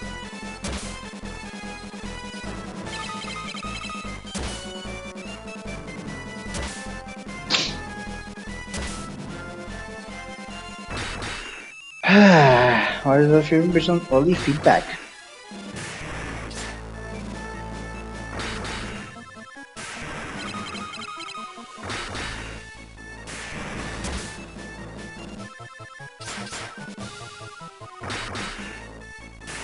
How popular is the game on Twitch? I assume you would have followed it, but Scott Evasion finally. I assume you're following it. How popular is it? Is it in the category of? Is it in the category of free space and stuff like that?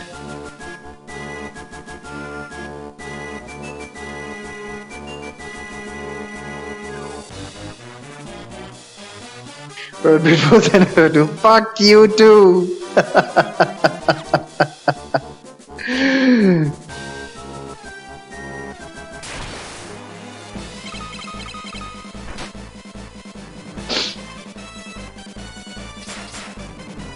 Two hits. Wait. Did Lena already level up the knife skill? That would be nice. Now I can see why I have so few potions. Hey, listen. It was a Quadzerker gimmick! Exclamation point challenge. Also, how's it going, Arkix?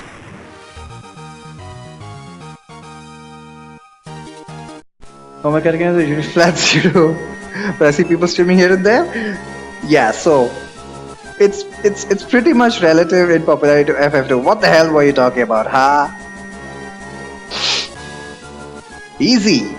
Pretty easy, I have to admit. However, some of the optional restrictions are that I need to follow the same rules as far as possible as the Zerks in FF5, which means can only use axes, can only use axes or knives, Well, technically they can use shields, but I'm trying to avoid using a shield as long as possible in order to simulate how slow the Zergs are, and also how much they can take damage. Or another restriction is to use all the heavy armor, only heavy armor available. You're familiar. I know, which is why it is strictly an optional restriction.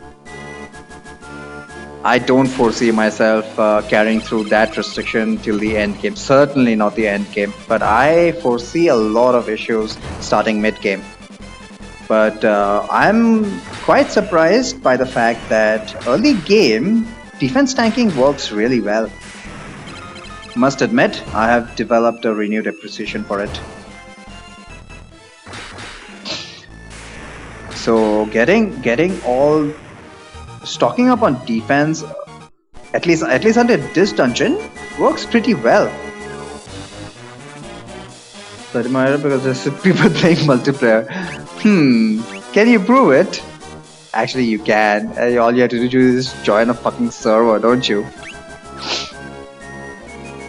Dual wielding manga is no ninja. Yep. Dual wielding again, I'm gonna avoid, but technically, yeah, it's definitely a restriction. No dual wielding either. I mean, since I'm not wearing a shield, FF2 automatically assumes that I'm wielding the weapon with two hands, which is double grip.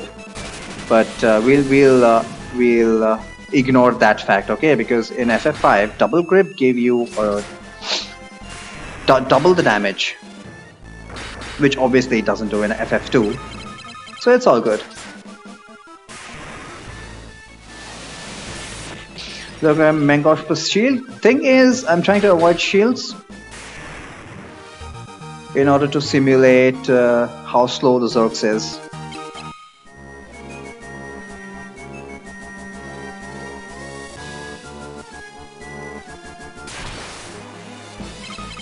So because of that fact, I pretty much hit a wall at this Gigas optional encounter.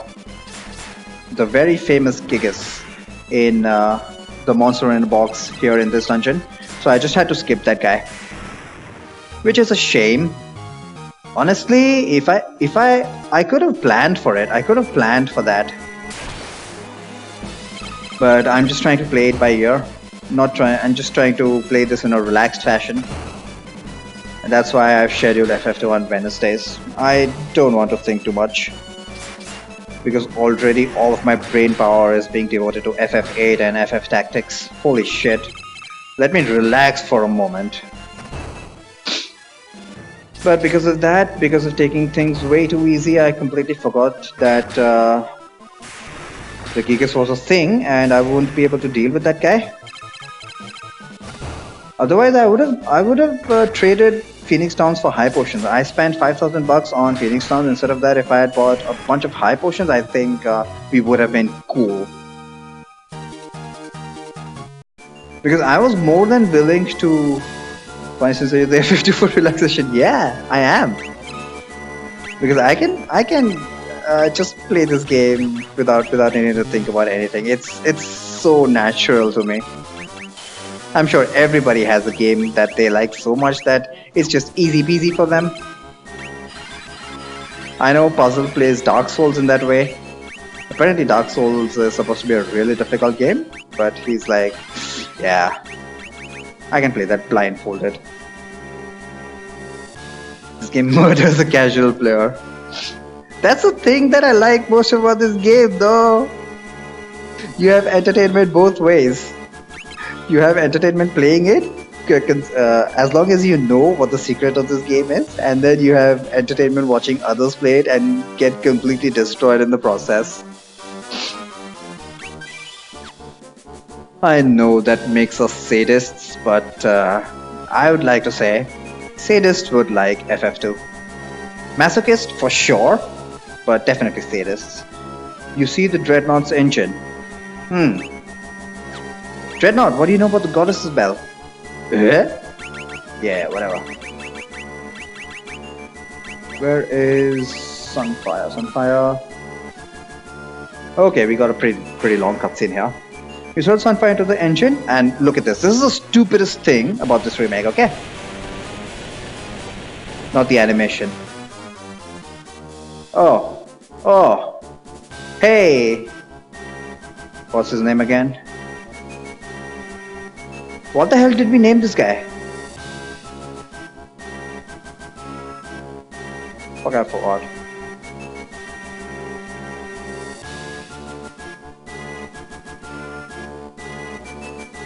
How did I forget?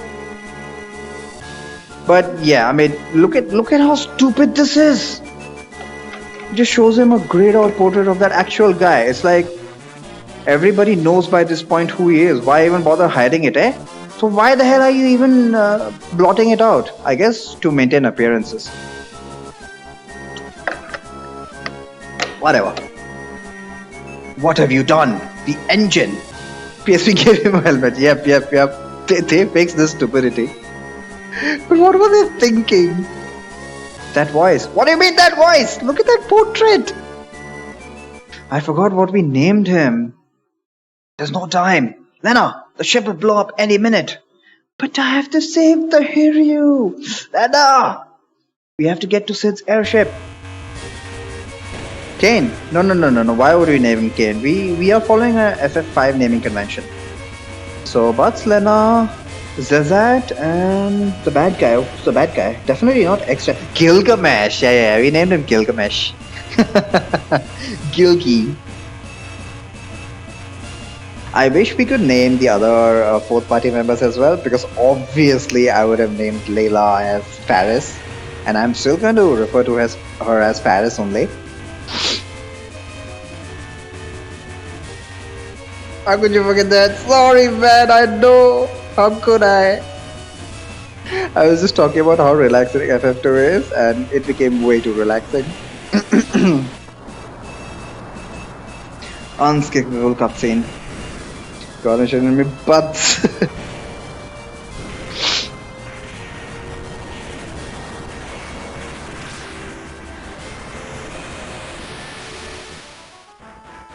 Rip Dreadnought, which is still there.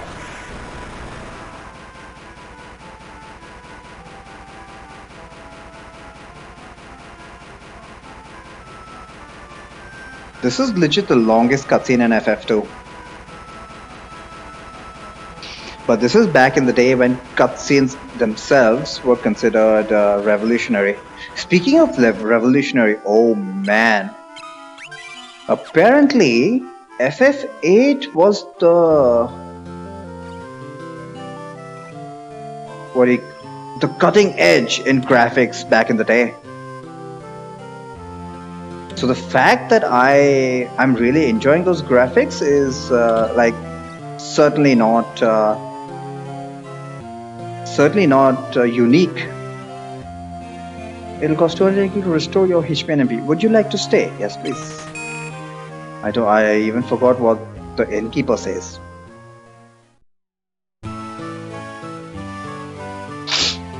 So yes, you kind of hold them in a stylized way.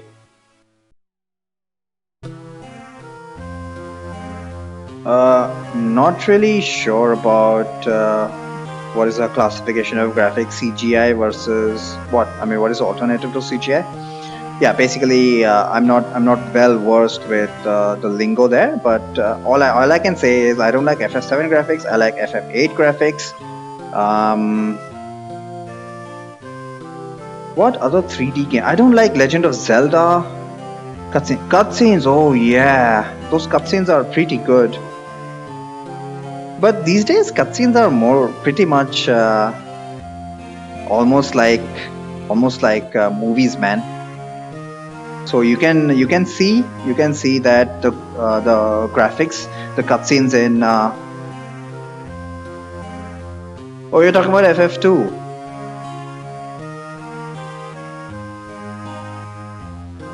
Wait, I completely lost my train of thought. Definitely need to stock up on potions. FF8 cutscenes. I think I don't know about what kind of tech they were using, but Matt mentioned this perfectly. It's really cool how FF8 cutscenes transition so smoothly into the gameplay. It's not saying much that it caught me out, but apparently it caught a lot of people out. How smoothly they translate.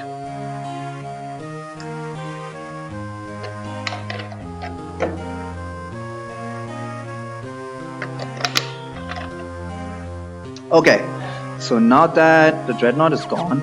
Oh yeah, potions please.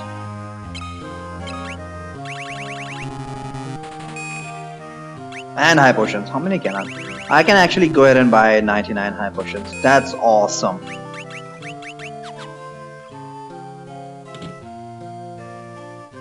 But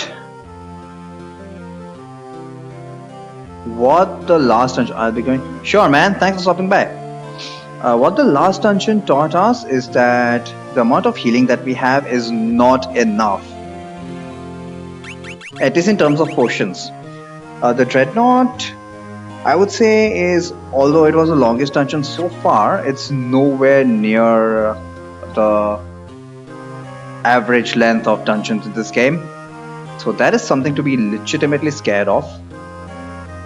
Can I sell some stuff? I just want to make sure that I have all the consumables that I can carry before heading into each dungeon.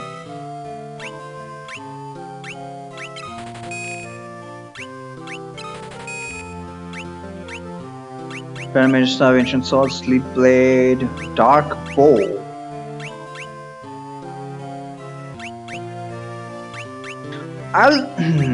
I don't think we can ever buy the dark bow. Dark blow inflicts darkness, which honestly I could care less about. One extra mithril axe because of the mango. Sure, no problem. I can go ahead and sell that. One gold shield, 2 mithril shields, and 1 bronze shield. As long as I've got 4 shields, I'm cool. And I forgot to equip the giant's helm.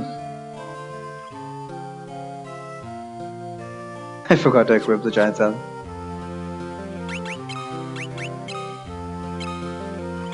That's gonna get the best in terms of defense. Because honestly, up until now, none of the enemies are doing a lot of damage. Which is why it surprises me. Because in the dreadnought, you've got ghasts and what are those other assholes? Wait, what? Giant's helm only gives us +2 defense compared to the mithril helm. Seriously?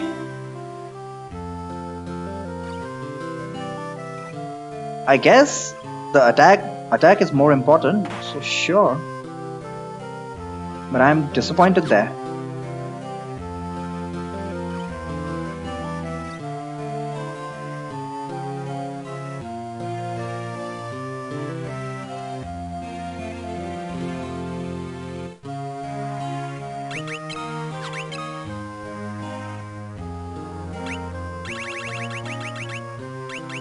What are two mithril helms? Oh, why does Lena? Mithril helm, please. Did I neglect everyone's equipment? Mithril helm, thief gloves, silver cuirass. Mithril helm, mithril gloves, mithril helm, mithril gloves. Giant's helm, mithril gloves, golden armor. That is okay.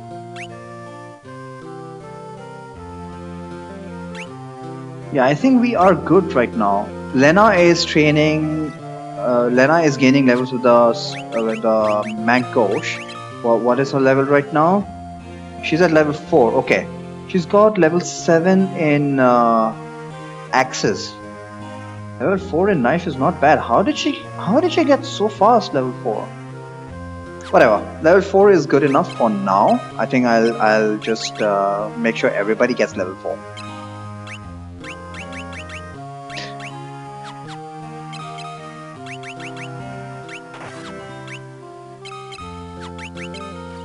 Mangosh, please. I have to sneeze.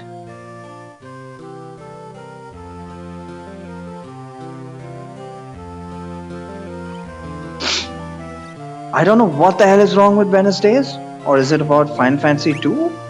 I always seem to be down with a cold or cough when I'm playing FF2. And then I have to worry about what's going to happen on Friday. Speaking of Friday, yeah, I've got a corporate dinner to attend, so I'm not going to be streaming on Friday. I'll make an announcement on Discord later on. But in case I forget, please do remind me. Mankosh. So Gordon's going to leave us now, so I think it would be best if I unequip him. X.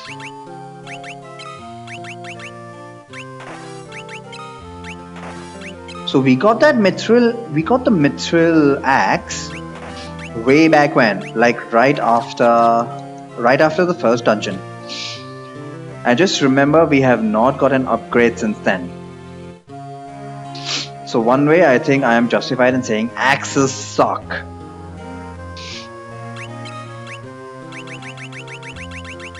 Actually, yeah. I was going to say swords suck as well, but you have some really good swords as it is right now. So you've got the ancient sword, which you got in the second dungeon. Bronze helm. I can definitely sell the bronze helm. Why do I have the shitty bronze helm? You got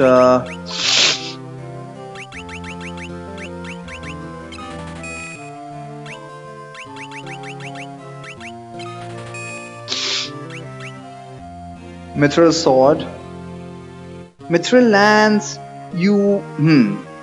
So in the dreadnought, you get a upgrade to knives. You get an upgrade to lances. You get the trident, so which is superior to the mithril lance. And what else? What about the staff? Mithril staff. Yeah, you can either grind for a mage's staff, which is pretty good, or the werebuster is also a really good weapon. The werebuster is effectively, very, very effective in the dreadnought section. So out of all the weapons that we have, the axes suck the most early game. Because we literally don't have an upgrade for them. We can't even buy an upgrade. And when we do get an upgrade, we actually have to buy it. And it's stupidly expensive. Alright, I need to kick Gordon out.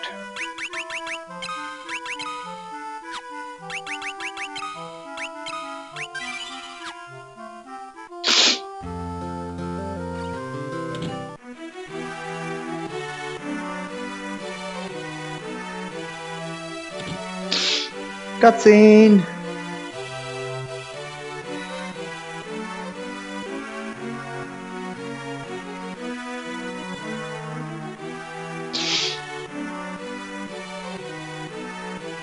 So in this challenge run, you have to say, what they say about Gordon actually does come true. So, self-fulfilling prophecy in a way. Gordon, Minwoo, and Butts. I'm dying. Please take care of Hilda. Oh, I'll take care of her, alright.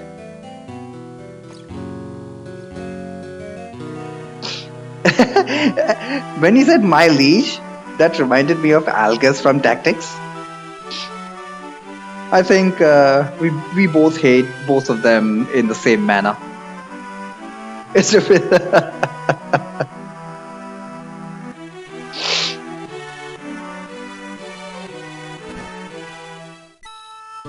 Oh, rip. The king is dead! Oh no! And this is how Game of Thrones started.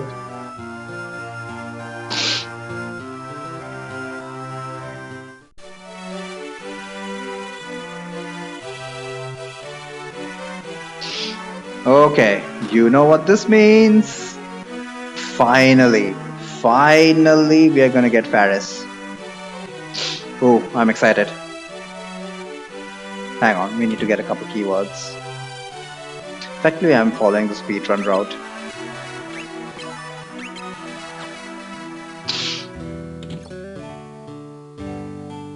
Seriously, I don't know what the hell it is. I keep coming down with a runny nose or a cough on Wednesdays or whenever I'm playing FF2. What the hell? Come on, man.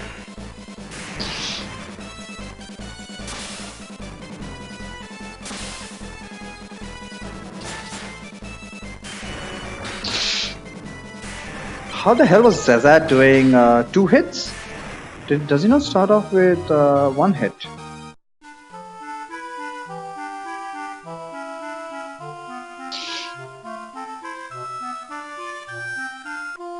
Oh, hello, beautiful.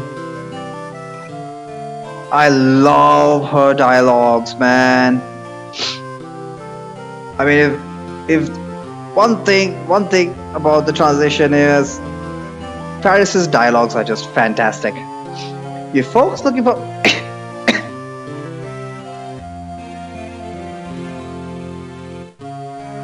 oh, I had to cough. I was just talking about it, wasn't I? You folks looking for passage to taste, are ye? Well, this be a lucky day.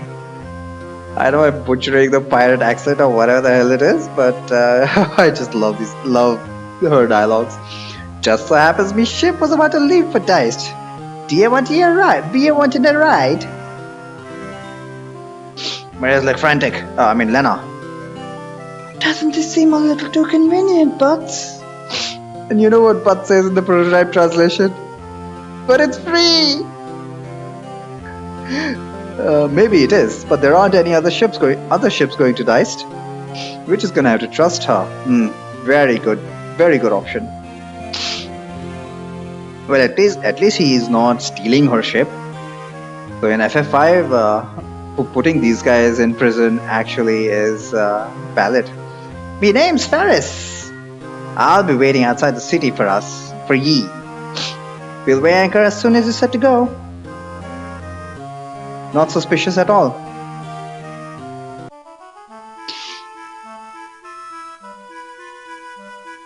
Okay. Is everybody set up? I think everybody is set up. Mr. Axe, Mr. Hem, Silver Cuirass. Can we buy better equipment right now? I don't think so. This is the best equipment that we've got. Silver Cuirass, Golden Armor. Golden Armor is better than the Silver Cuirass. Yeah. Like I said, I'm going to prioritize defense over lightweight armor. Defensive armor, heavy armor over the light equivalent. As long as the heavy armor has more defense, because as we know in this bloody troll game,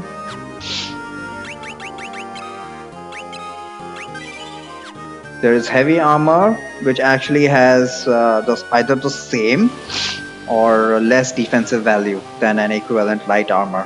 Like, what were they thinking? That's another thing about the game that they didn't change.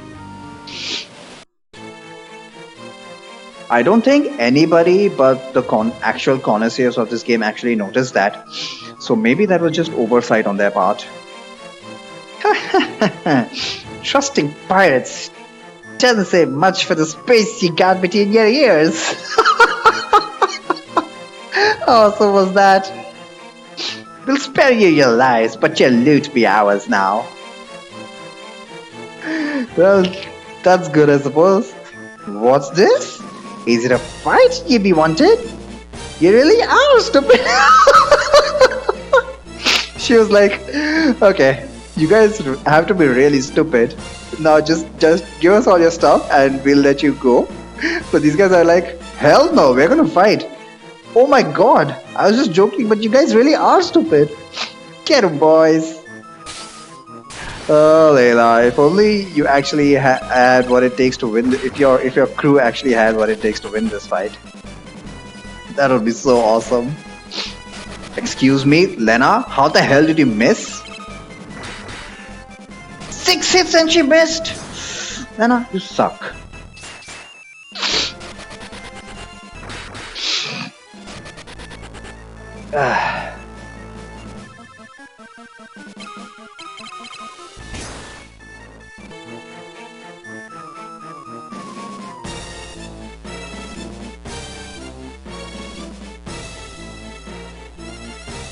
Are we back? Come on, gimme green. We should be back. Oh boy. I honestly don't care about Twitch cutting VODs every time I get disconnected, but I'm more worried about the YouTube video. I would much rather it just ignores this disconnections and just keeps it as one contiguous stream. But we'll see what happens. It's not like there's anything I can do about it. Enough! I know when I'm beat. Go on then. Do what you're gonna do and be done with it. Oh my god. Layla, I mean Paris. Hmm.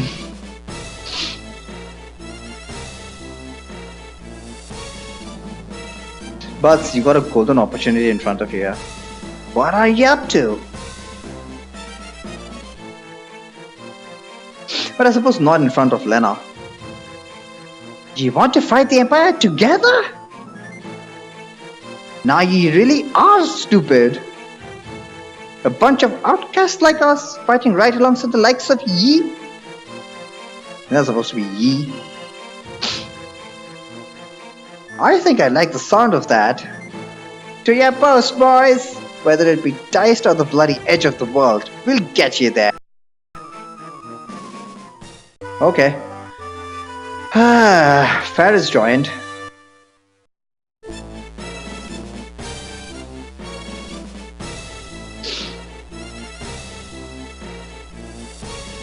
Oh boy.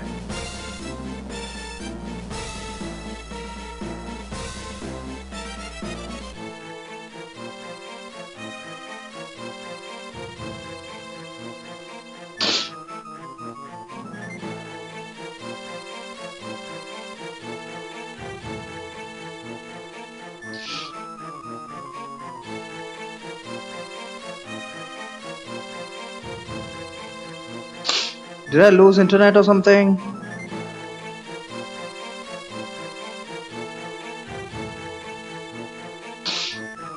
Holy shit, man! It's not going above 600 kbps now.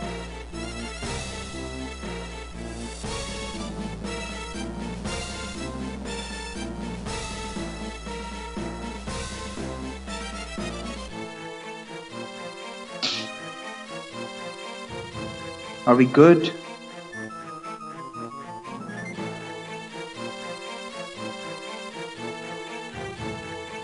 Wow, it was like struggling so much for a good minute.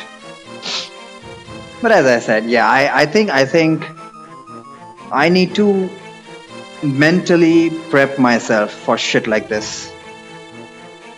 I've tried so many different things to ensure that I get a stable internet connection. And if still this is how it's going to be, then this is how it's going to be. All I can do is just, not freak out about it. Not freak out about it. My main problem is that you guys are so badly affected by it.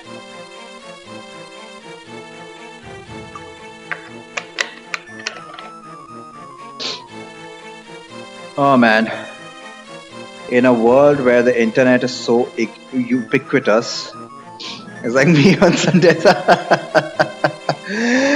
It was like you on last Sunday specifically. Otherwise, it's not that bad. I mean, if you're able to consistently, if you're able to stream for 1.5 hours and then you get a disconnect, it's kind of understandable. Tech issues are a part of life, but not like this, man. Not like this. Paris joins the party. But yeah, I need to mentally prep myself to not get frustrated about it, because this is literally out of my hands. I just keep thinking, is it really out of my hands? Is there anything I can do about this? So she's got a dagger, longsword, can't have that. No dual wielding, Faris. I know you're a ninja and all.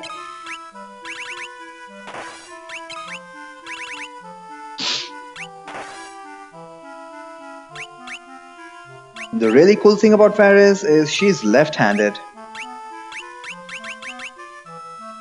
I don't know why.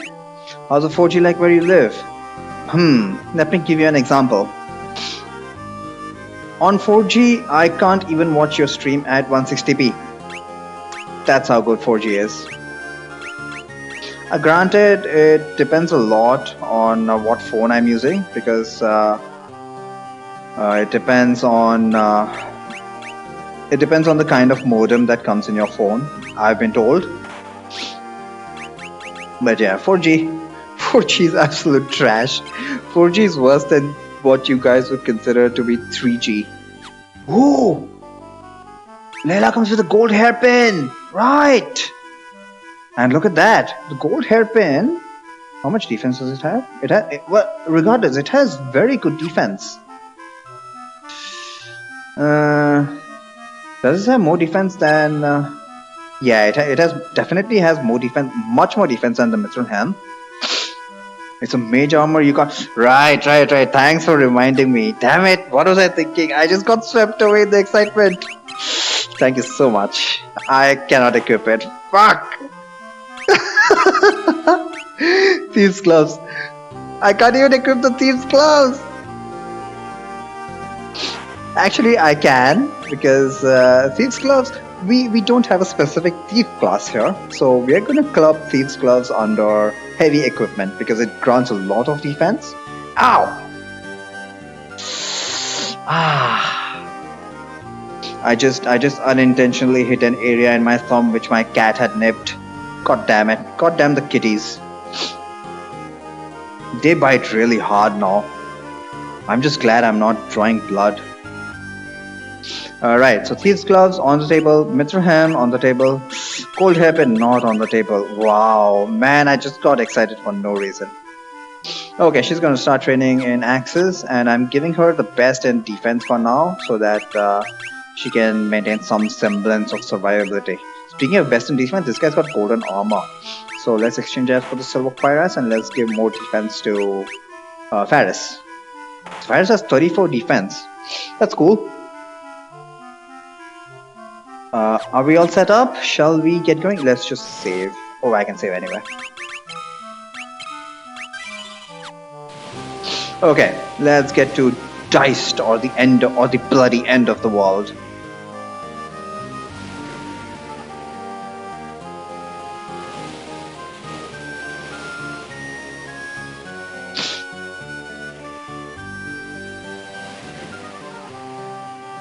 Well, before we go to the bloody end of the world, let's check out this place.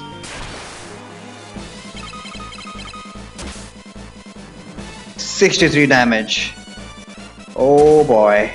Enemies are starting to hit really hard now, which ironically is good news for us. What this means is, starting this stage in the game, our HP is going to skyrocket. As well as keys for the previous HP title genres, so I'll have spares. So you're gonna sell them? Sell them on eBay? What you can do is host a giveaway, because effectively that's just, I mean, unless you have other plans for it. I'm just putting an idea there because I've been hanging way too much. I've been hanging way too much on the Twitch subreddit. That's when someone wants them.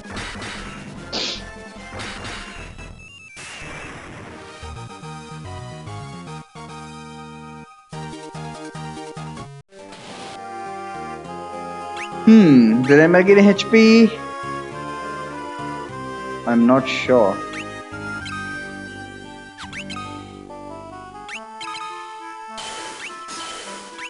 But look at the amount of damage those guys did. Oh my god. Constantly need to keep up with potions. And because of the fact that potions no longer are carrying 99 potions in a dungeon is no longer going to cut it. We need to strategically use potions, a combination of potions and high potions. And it doesn't help that the amount of healing whenever you use a potion or a high potion is totally random. Well, not totally random, but high potions I think can heal anywhere between 200 and 1000. 1000 may be too much, but 800. I've seen it. Have I? Have I seen it? I think so. I think I've seen it heal from anywhere between 200 and 800, which doesn't help. But still. 23, 500, I'd rather use a potion on that. But now that we have both potions and high potions, honestly, I would be totally fucked if I actually ran out of that. So hopefully we are good with 99 potions and 99 high potions until the end of the game. I'm really scared about the end of the game. We might need different tactics for that, but we'll see. We'll see. It's gonna be quite a while, of course.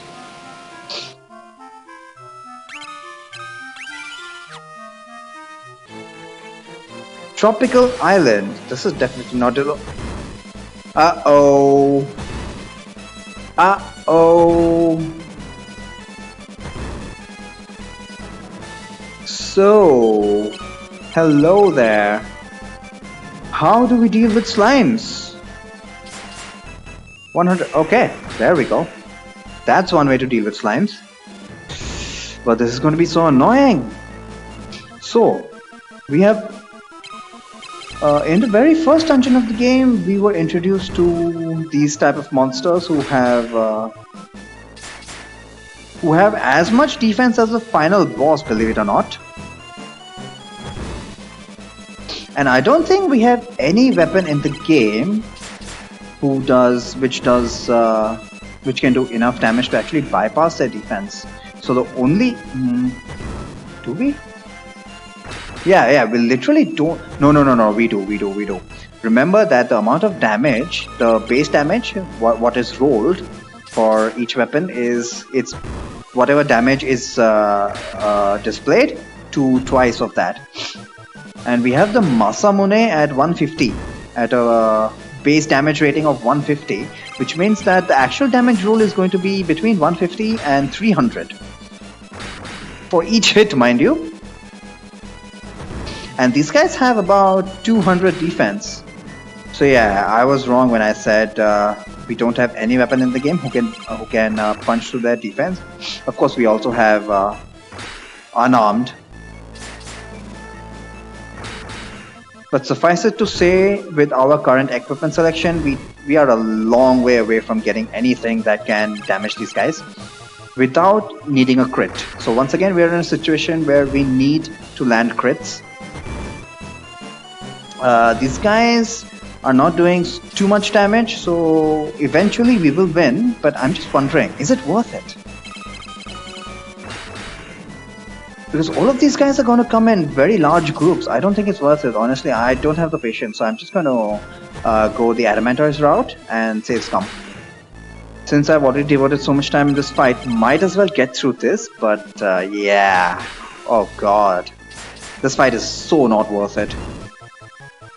Technically speaking, it's kind of worth it because the longer you're in the fight, the more EXP I'm gonna get for weapon levels, evasion levels, HP, vitality. What else?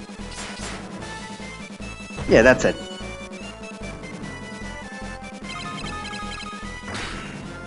But in terms of sanity, nope. This fight is not worth it.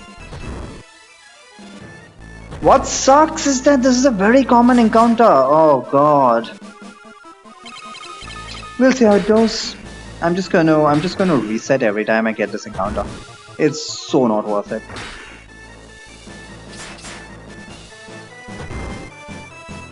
This is going to be a long dungeon. Probably. You're right. Let's see if half an hour is enough for me to complete this.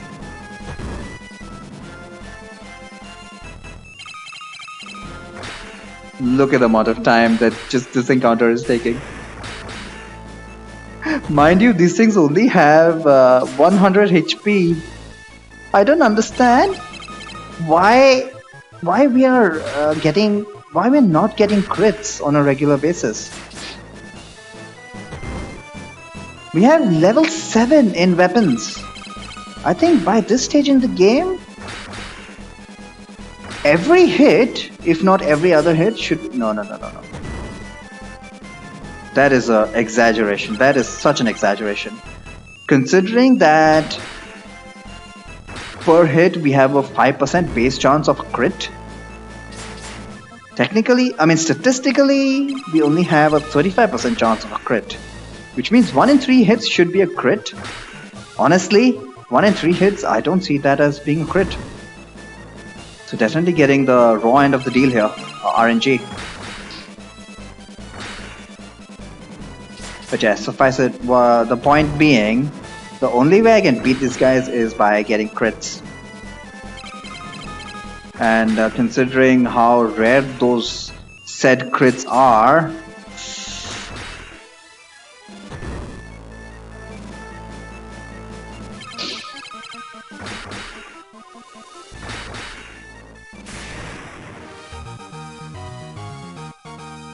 finally.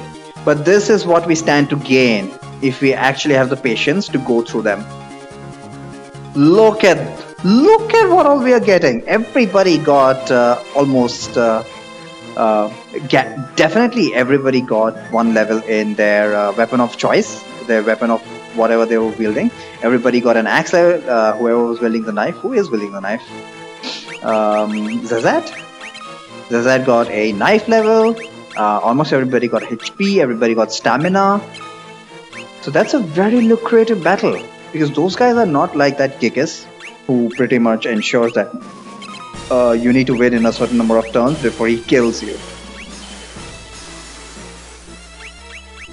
However, having said that, this fight is also a drain on resources, and we are already aware of the fact that resources are pretty much at a premium. 99 potions, probably not gonna cut it. But I think I've rambled on enough. What we are gonna do is just save scum.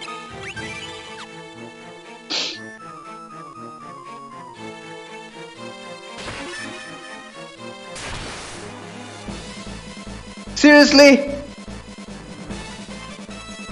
Well, I did say it's a common encounter. So I can't really complain about this being unfair.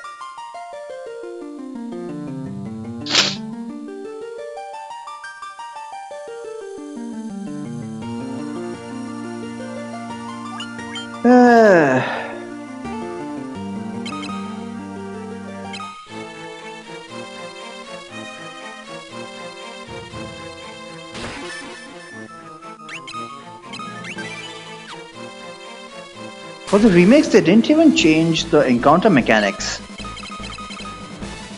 How the encounter actually shows up. It's based on your step counter. Not step counter per se. But if you save and reload, you're gonna get an encounter in the same tile. Which is why step routes are possible.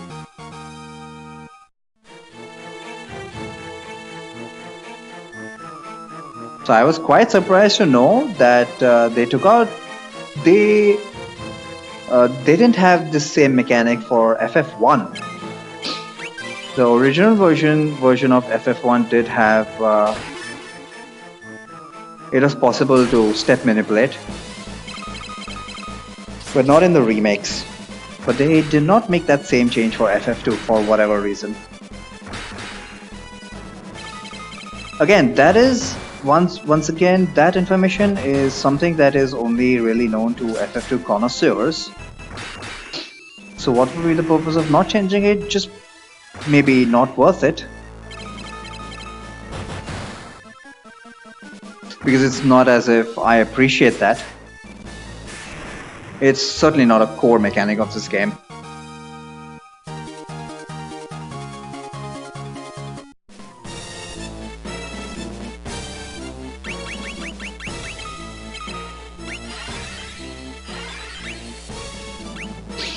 $400, we should be fine with 400 HP, right? Well, since I am saves coming, we will be fine. If I'm not fine, I can just reset. Oh my goodness. Whew. That was one shot of 8 slimes. And even though the yellow slimes only have 50 HP, doesn't really matter when you're only getting crits like once every 3 or 4 turns.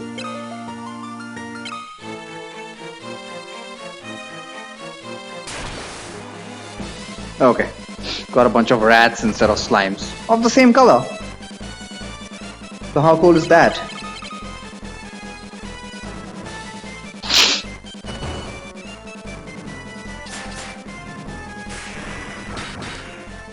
One thing I am glad about though is them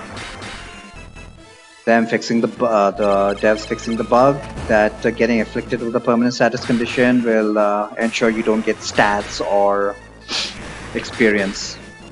I mean, imagine the amount of times I'm getting poisoned here, poisoned or blinded or anything of the sort. I would never be gaining any stats. Save, save, always save. My potion. So in order to be clear, I'm not really saves coming because there's an encounter that I can't deal with. Rather, I'm saves coming just for an encounter that is annoying. Now, one might argue that the Adamantoise encounter in Cashwan Keep did really fall under the category of not being able to deal with it. I have to agree.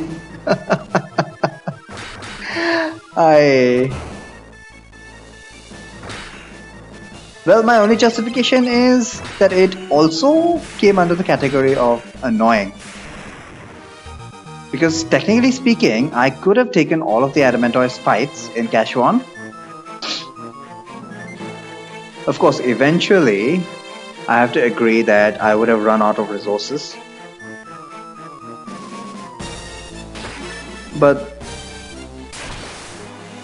just having to deal with the annoyance of constantly facing off against Adamantoises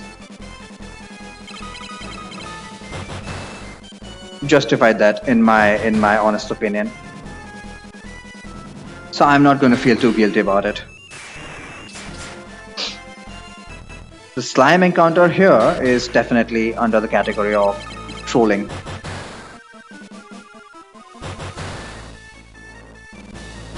But when we get to the next dungeon, we got to meet a familiar face there, and we might discover that that's an encounter that I can't deal with. So there, I will disallow saves coming. What that will mean is that as long as it's not an annoyance of an encounter, I absolutely need to deal with him. And the reason I'm not able to deal with him is because, well, that's where we hit a wall. And to think I was going to go for 100% bestiary. What a joke. Oops. Wrong guy.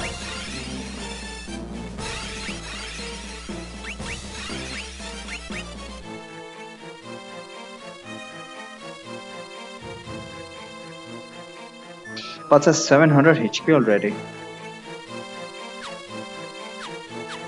As long as these guys are getting vitality, I'm not too worried, you know. I mean stamina. Stamina 21, 20, and 23.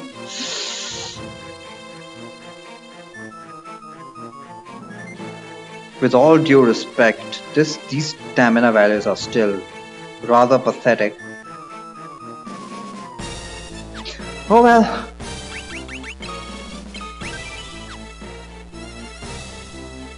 But it can only go up from here. Because as we have seen, we don't have enough defense to survive for any length of time against these monsters. So strange as that might sound, in FF2 terms, that is good news for us.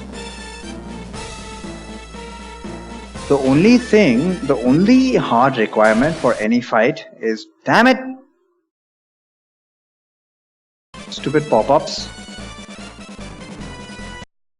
I don't know why whenever the window loses focus, it shuts off the sound. I have no idea. I have set it so that it won't pause the gameplay, but for some reason it shuts off the sound.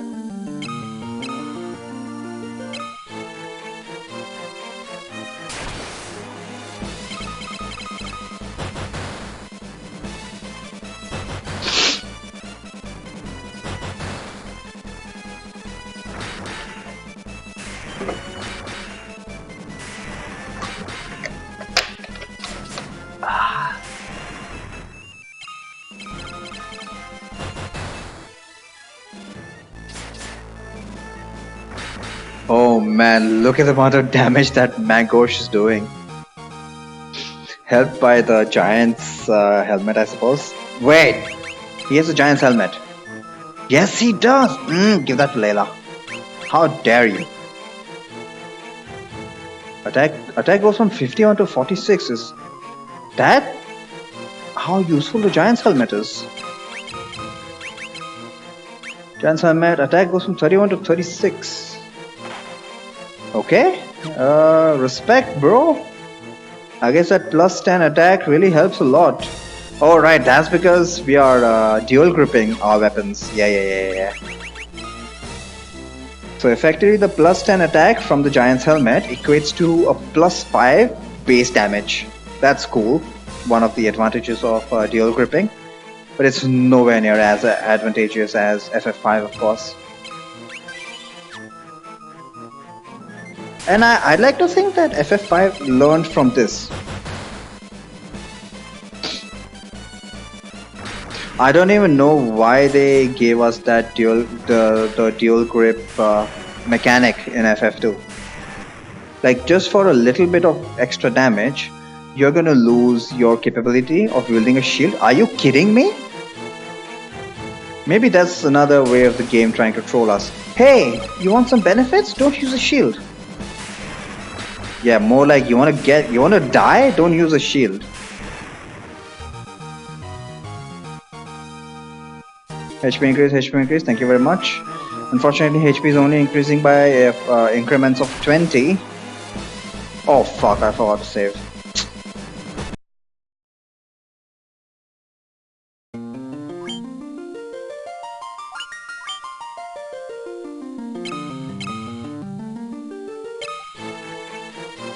Damn it! Please remember to save. Must be pretty tired.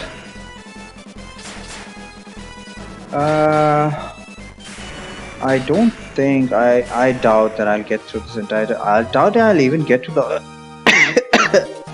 where I'm trying to get in the next 20 minutes. So what I'll do is for the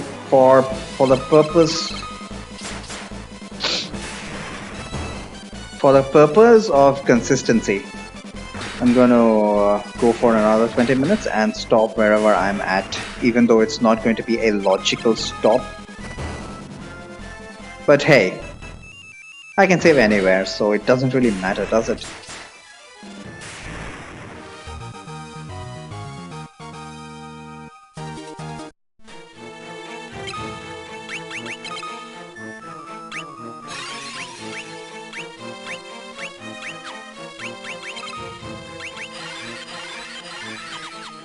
Save.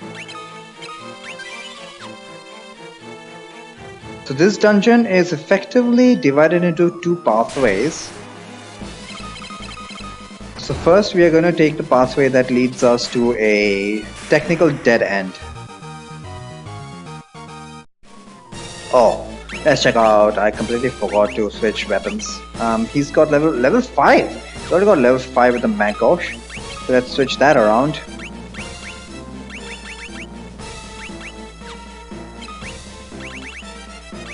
And it's very clear to see that the Mangosh is very clearly our most powerful weapon so far. Except his butts.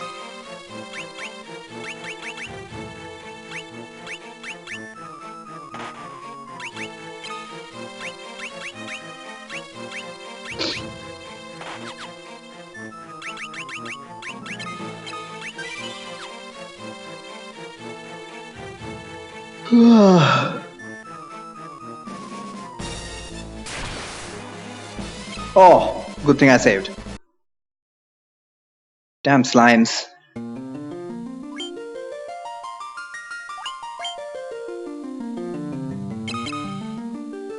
Sometimes it just feels like when I've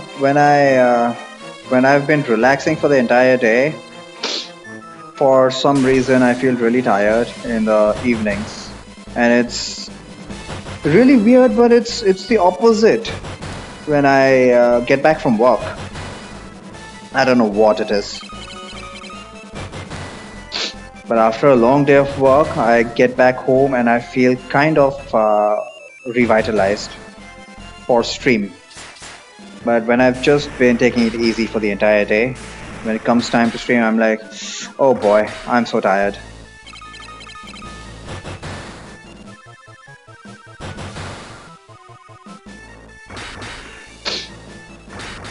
I was actually looking at ways to keep up energy. I haven't really found anything that works.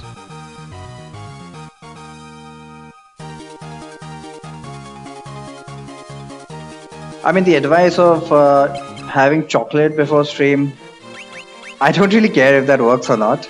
I think that's pretty good advice.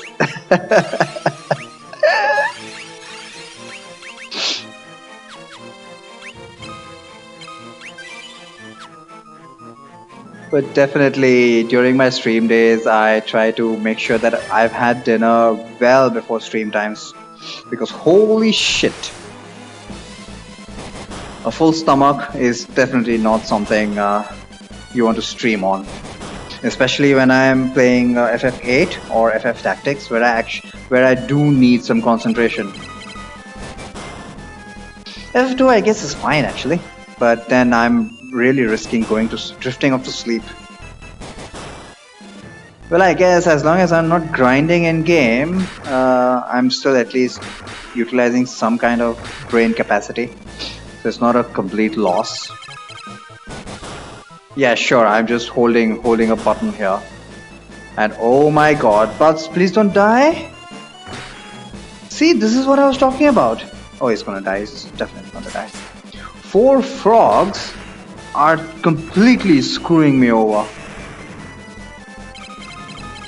Once again, I would like to remind you that I have the best in defensive technology. I did heal up right before this fight, right? Maybe I didn't. Maybe I didn't. Like, are they legitimately? Did they really do 700 damage? Okay, this is another thing that is very important to know, I guess. Oh, he's dead. No, this is not gonna. I have a Phoenix down. Yeah, I'm just gonna use a fucking Phoenix down. So the thing is, no matter how much defense you have, those bastards get crit so often. I've legitimately never noticed that. I must confess. The enemies crit so often. That is yet another reason to avoid defense tanking. I say yet another reason. Honestly, defense tanking has been nothing but useful for me so far. So, can't really complain. It's all prejudice. Did you take into consideration crits? Nope.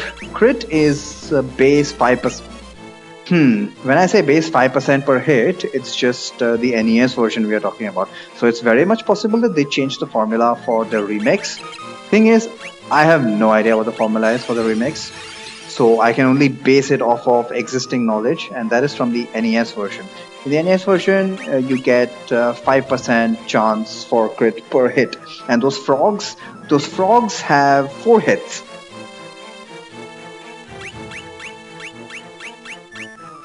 I'm more worried about the fact that my guys aren't critting, despite the fact that they have 7 hit attacks.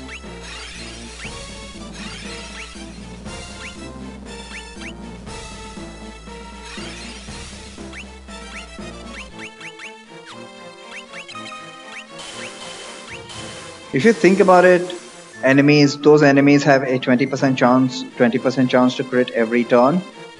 And observation seems to indicate that, yeah, pretty much.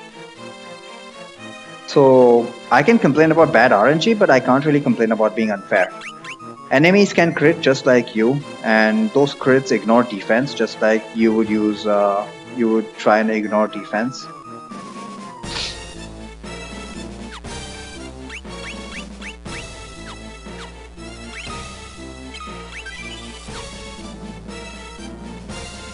So in any extended battle, if an enemy has a very high attack score, holy shit, 100 damage, and that was not even a crit. Discard everything I just said. These guys hit really hard. Holy shit, man. Look at that damage! 169, 182. Are you kidding me? Wow. So one is they can crit, and even if they don't crit, these guys hit so hard that they're doing almost 200 damage, despite the fact that we have the best defense money. Not just money, we have the best defense, period. So enemies are not fucking around anymore. I guess with this observation, you're supposed to... Looking at this, you're supposed to start thinking about whether you're going in the right direction. But who the hell would do that? I mean, you've basically used best armor up till now. Nobody's been able to do a lot of damage to, and suddenly you have monsters doing 300 damage despite the fact that you have the best defense. Like, what? Okay, granted, we are going to get some better equipment here. But still, that doesn't excuse the fact that those guys are doing 300 damage. While the previous enemies were doing how much?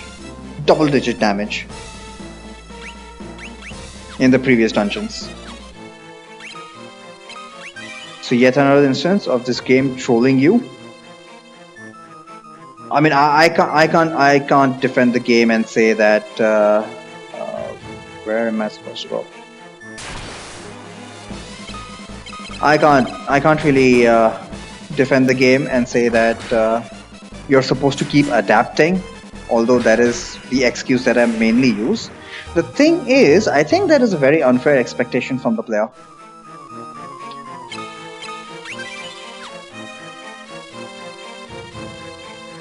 One very common defense I have for this game is that view it more as a tactical game than an RPG. But even in a tactical game, when you spend 6 hours trying to understand the game and then you finally think that you have a hold on the game and suddenly you have to throw all of that knowledge away, that is very unfair. I have to agree with everyone who shits on that. But otherwise, it's cool.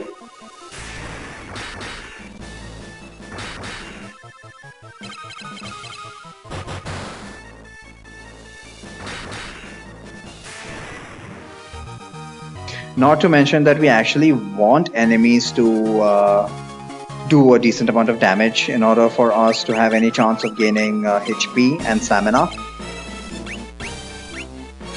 But the difficulty spike is real. The difficulty spike is a problem nature. Am I going backwards or what? I forgot to save. Forgot to save. How much time am I losing because of this?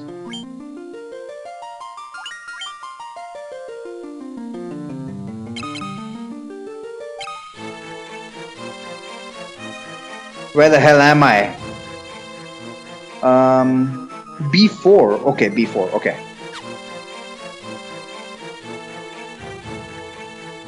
B3. Am I supposed to be on B3? B2. Okay. But I feel like I'm going the wrong way. Screw these guys, by the way.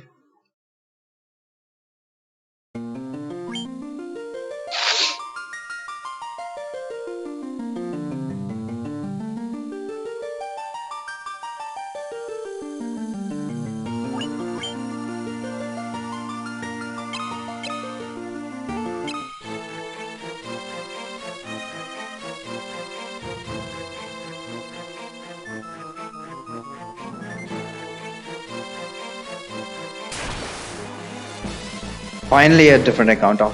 And I must remember to save.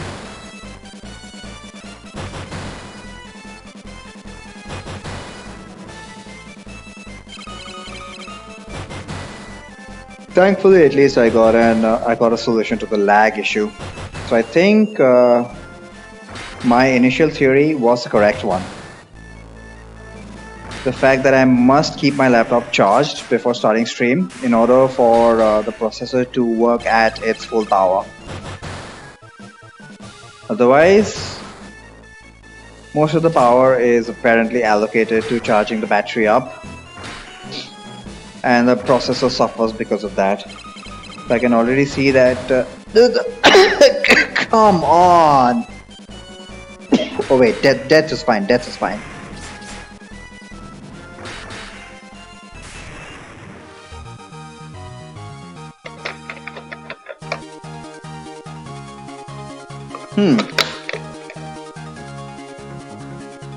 Lol, battle axe. Yeah, that's very useful. Idiots. Phoenix down. I only have 10 of them, so I must keep that in mind. Okay. So we can already see, and I'm really happy about this, that running out of resources is going to be a major problem. Because the dungeons are long, you don't have save points where you can use tents and stuff. Wow. So running out of resources is going to be a main problem. And you know what that means? That means I'm going to lose a lot of progress because I'm going to go into a dungeon, and despite the fact that I'm saves coming through it, even if I am saves coming through it, at some point in time I'm going to run out of stuff and going to hit a wall. Just not going to be able to make progress, which means everything needs to be rolled back. I need to go back to the world map save and repeat the entire how much ever time I spent. I'm not going to say that I'm not happy about it, but that's going to be a thing. So let me mentally get prepared for it.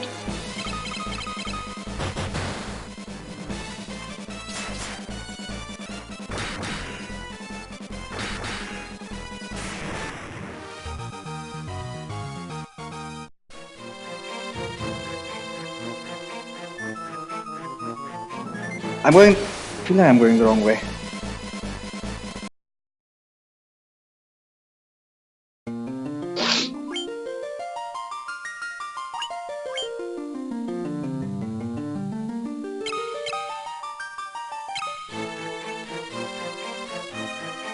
Where the hell is this?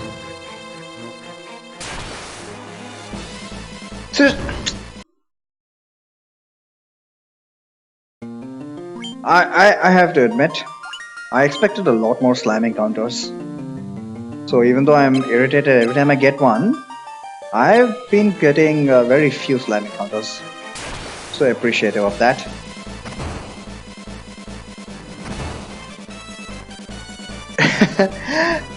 Now that I look at these guys, these rats seem so anorexic.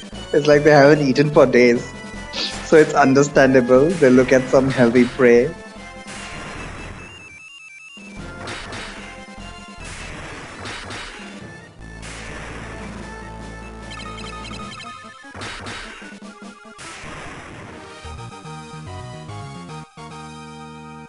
Save, please. And she got poisoned.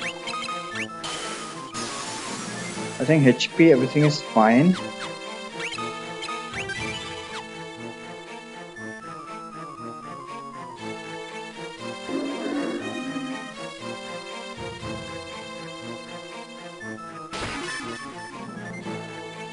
Am I going the right way? I think I am, yeah. How have I forgotten this dungeon? Could have sworn I can make my way to pretty much any part from memory. Dungeon, that is. I've already gotten lost in the world map a couple times.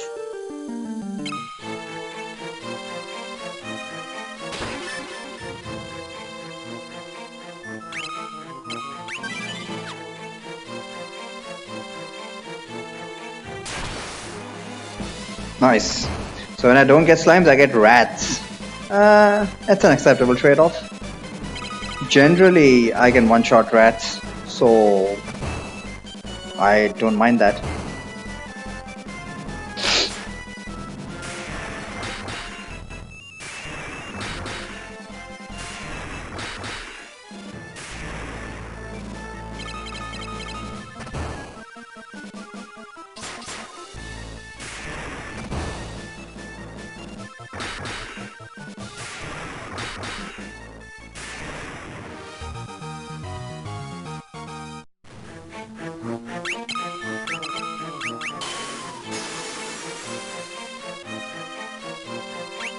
Nobody needs healing. Okay.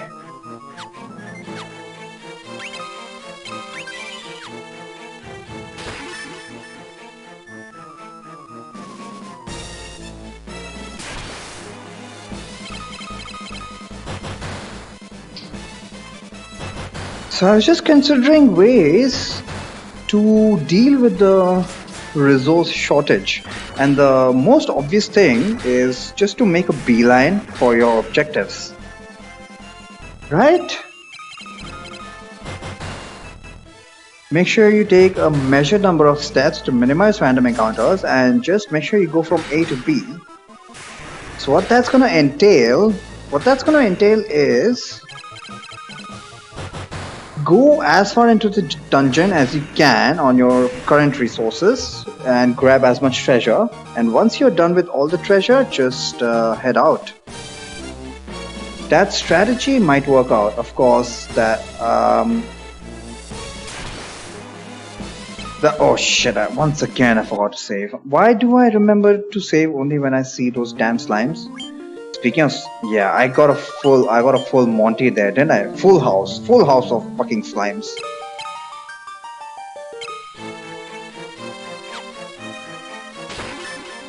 But that sounds like a good idea to me. Oh, come on. This time it is one shot of a full house. Well, it's not something that I need to concern myself with right now. Because I think as long as I can go into a dungeon with 99 high potion... Sneezing.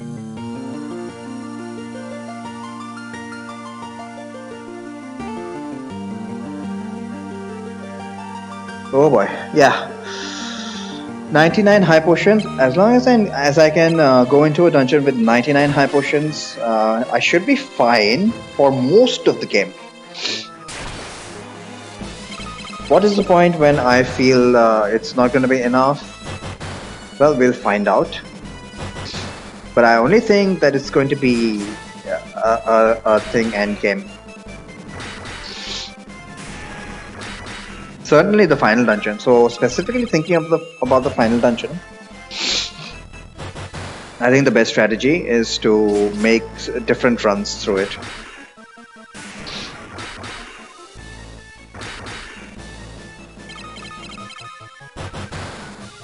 And that'll be a form of grinding as well. More HP means more survivability. It doesn't necessarily mean I would need to use less resources.